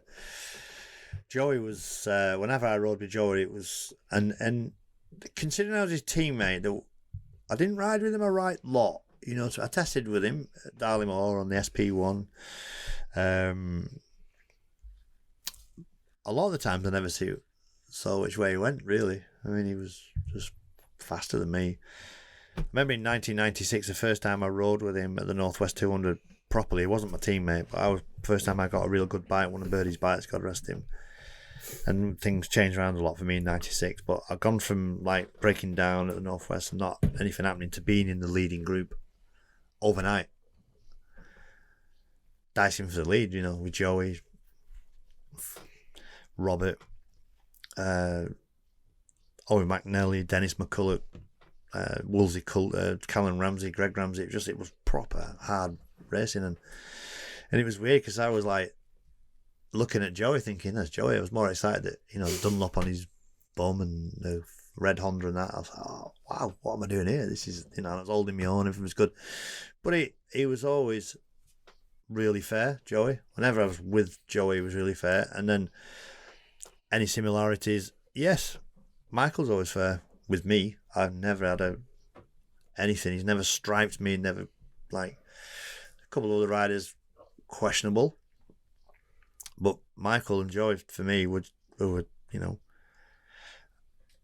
Joey was a god, so I respected him to death. Whatever he did, I worshipped the ground he walked on. I hung off every word he ever said, which wasn't a right lot.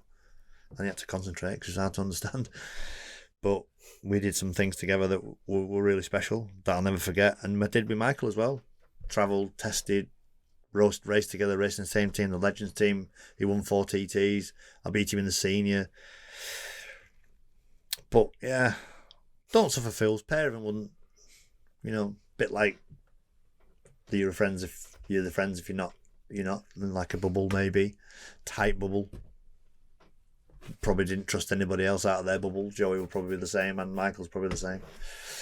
And a lot of similarities with their own team. Joey run his own 125, 250, that John Harris 600, where Michael's running his own Superstock 600, you know. There's a lot of similarities. But, you know, everybody knows what you're doing now. Everything you do, they know, don't they? And, like, nobody knew what Joey was up to, really, I suppose. Only when they read it. And I love it when you tell a Joey story, I have to say. Even if it's the two of us and we're laying flags, I can always ask him a random thing about Joey, or we can walk past somewhere and there's a little picture and these stories come out, and it's fucking... But it just takes you back to a time when... that takes people that are listening to this, it'll take them back to what they class as the pinnacle.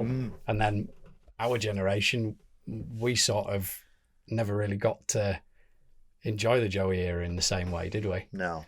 We're in Michael era. It's always nice to hear one of these stories. Super you know? strong at the time, you know, and they come from a little area there, and the passion that you know, like, I'm so glad Michael has surpassed Joey, really, and he's just getting on with racing the bikes. It was always the question, like, will you beat Joey? Will you beat Joey? It was like he got a big monkey off his back. I went to Goodwood with Joey, with Michael, and like we rode down the in front of the house at Goodwood Festival. I don't know if you saw it. Did you see it? Yeah, you got to take you up on the balcony. That was fantastic. I was worried, is anybody going to be there? Because, you know, when Jackie Stewart drives down, or there's this Huge crowd and everything, you know, Vettel was there, and it was fucking chaos, you know. Flags and Rossi fever, that was unbelievable. Rossi turned up. When Michael, I rode down with Peter, sort of chaperoned him down. That was really special. A lot of people. A lot of TT fans, way more than I expected. And, you know, you live in your own bubble now and again. You don't realise how people do admire it and respect it. And so that was good, yeah. So, but yeah, the Joey stories. I mean, everybody's got a story about Joey as well. Everybody believes they're part of it. You know what I mean? They're part of that story, you know. And they might have seen him in a pub somewhere. You know what I mean? But it's still a story. Yeah. I saw Joey in the pub the other day, and I said, oh, but it's their story. It's in their head, isn't it? Oh, I watched him at the Skerries and and oh, you know, I'll give him a fag back at Van. You know, somebody will have a tale. You know what I mean? Or I saw him changing a tyre on the side of the road on the way. You know what I mean? But I can imagine, can't you? It's just amazing. Like when they first signed for Honda and he came across, and you know, I'd love to have been a fly on the wall and dead shy, wasn't he? You know, all of a sudden, the brand new V4 RS 850s and the Honda, factory Honda, and he's got a Honda coat on, he's got a shave, and you know, he's obviously had to have his hair cut and stuff like that. I can imagine all them stories. But I had a short time with him, but a special short time, which was really good, you know. And he drove me back. I went to that civic reception he had, and he got the freedom of the I've told this story before, I probably have, but I'll tell you again. He had an open top bus, and after he won them 3, and went back to his pub, and we got absolutely leathered.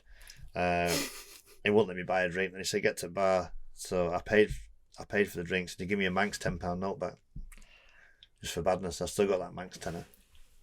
And he drove me back to where we were stopping. Me, Bob McMillan, and Roger Harvey, pissed in a Mondeo.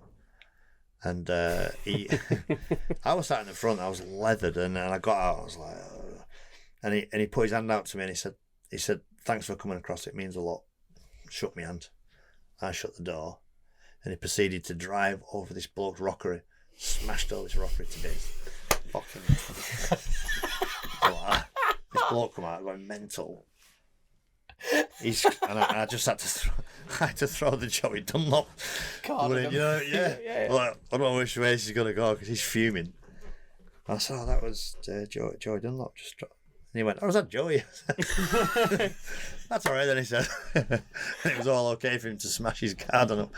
But yeah, that was my absolute last memory. So yeah, no, it's good. That's mega, man. Yeah, but it blew me into weeds in 2000, 250 race. Class. I'll never forget that. I was number 4, he was number 3. I pulled up behind him, and he put a swing arm in that he never used. I thought, oh, it's a bit weird anyway. It was Shane Novell's swing arm, something at the time. A little bit damp, and I set off. I give it everything. I was a British champion, 250 lap record holder at the TT. I was leading the British Championship. I'm at him. You know what I mean? I am the boy. Yeah. He's having one. So I got a little look going into Braddon Bridge, and I got a little look of him going into Ballahutchin, you know, little kink, little yellow helmet. Then I didn't see him again. Never saw him again. It's like joking. I'm just throwing everything at him. Yeah, and he did beat me in that race, fair and square. He looked at me after the race and went, "Just give me that." As if he's had to work for it a little bit out. Just to, you know. Done all right? Well, I passed him in practice and maybe got a little bit close to him in practice. But when I did it, I felt bad immediately. Should never do that. Never do that. I've never done it since. Did you speak to him about it? Yeah. And I sort of apologised, and I said, you won that race, for, you know. I said, that's because I passed you, don't it? Give me one of them. Class. I knew what he meant. That's mega, He's man. on the grid going, "He's not beating me today." No, I didn't.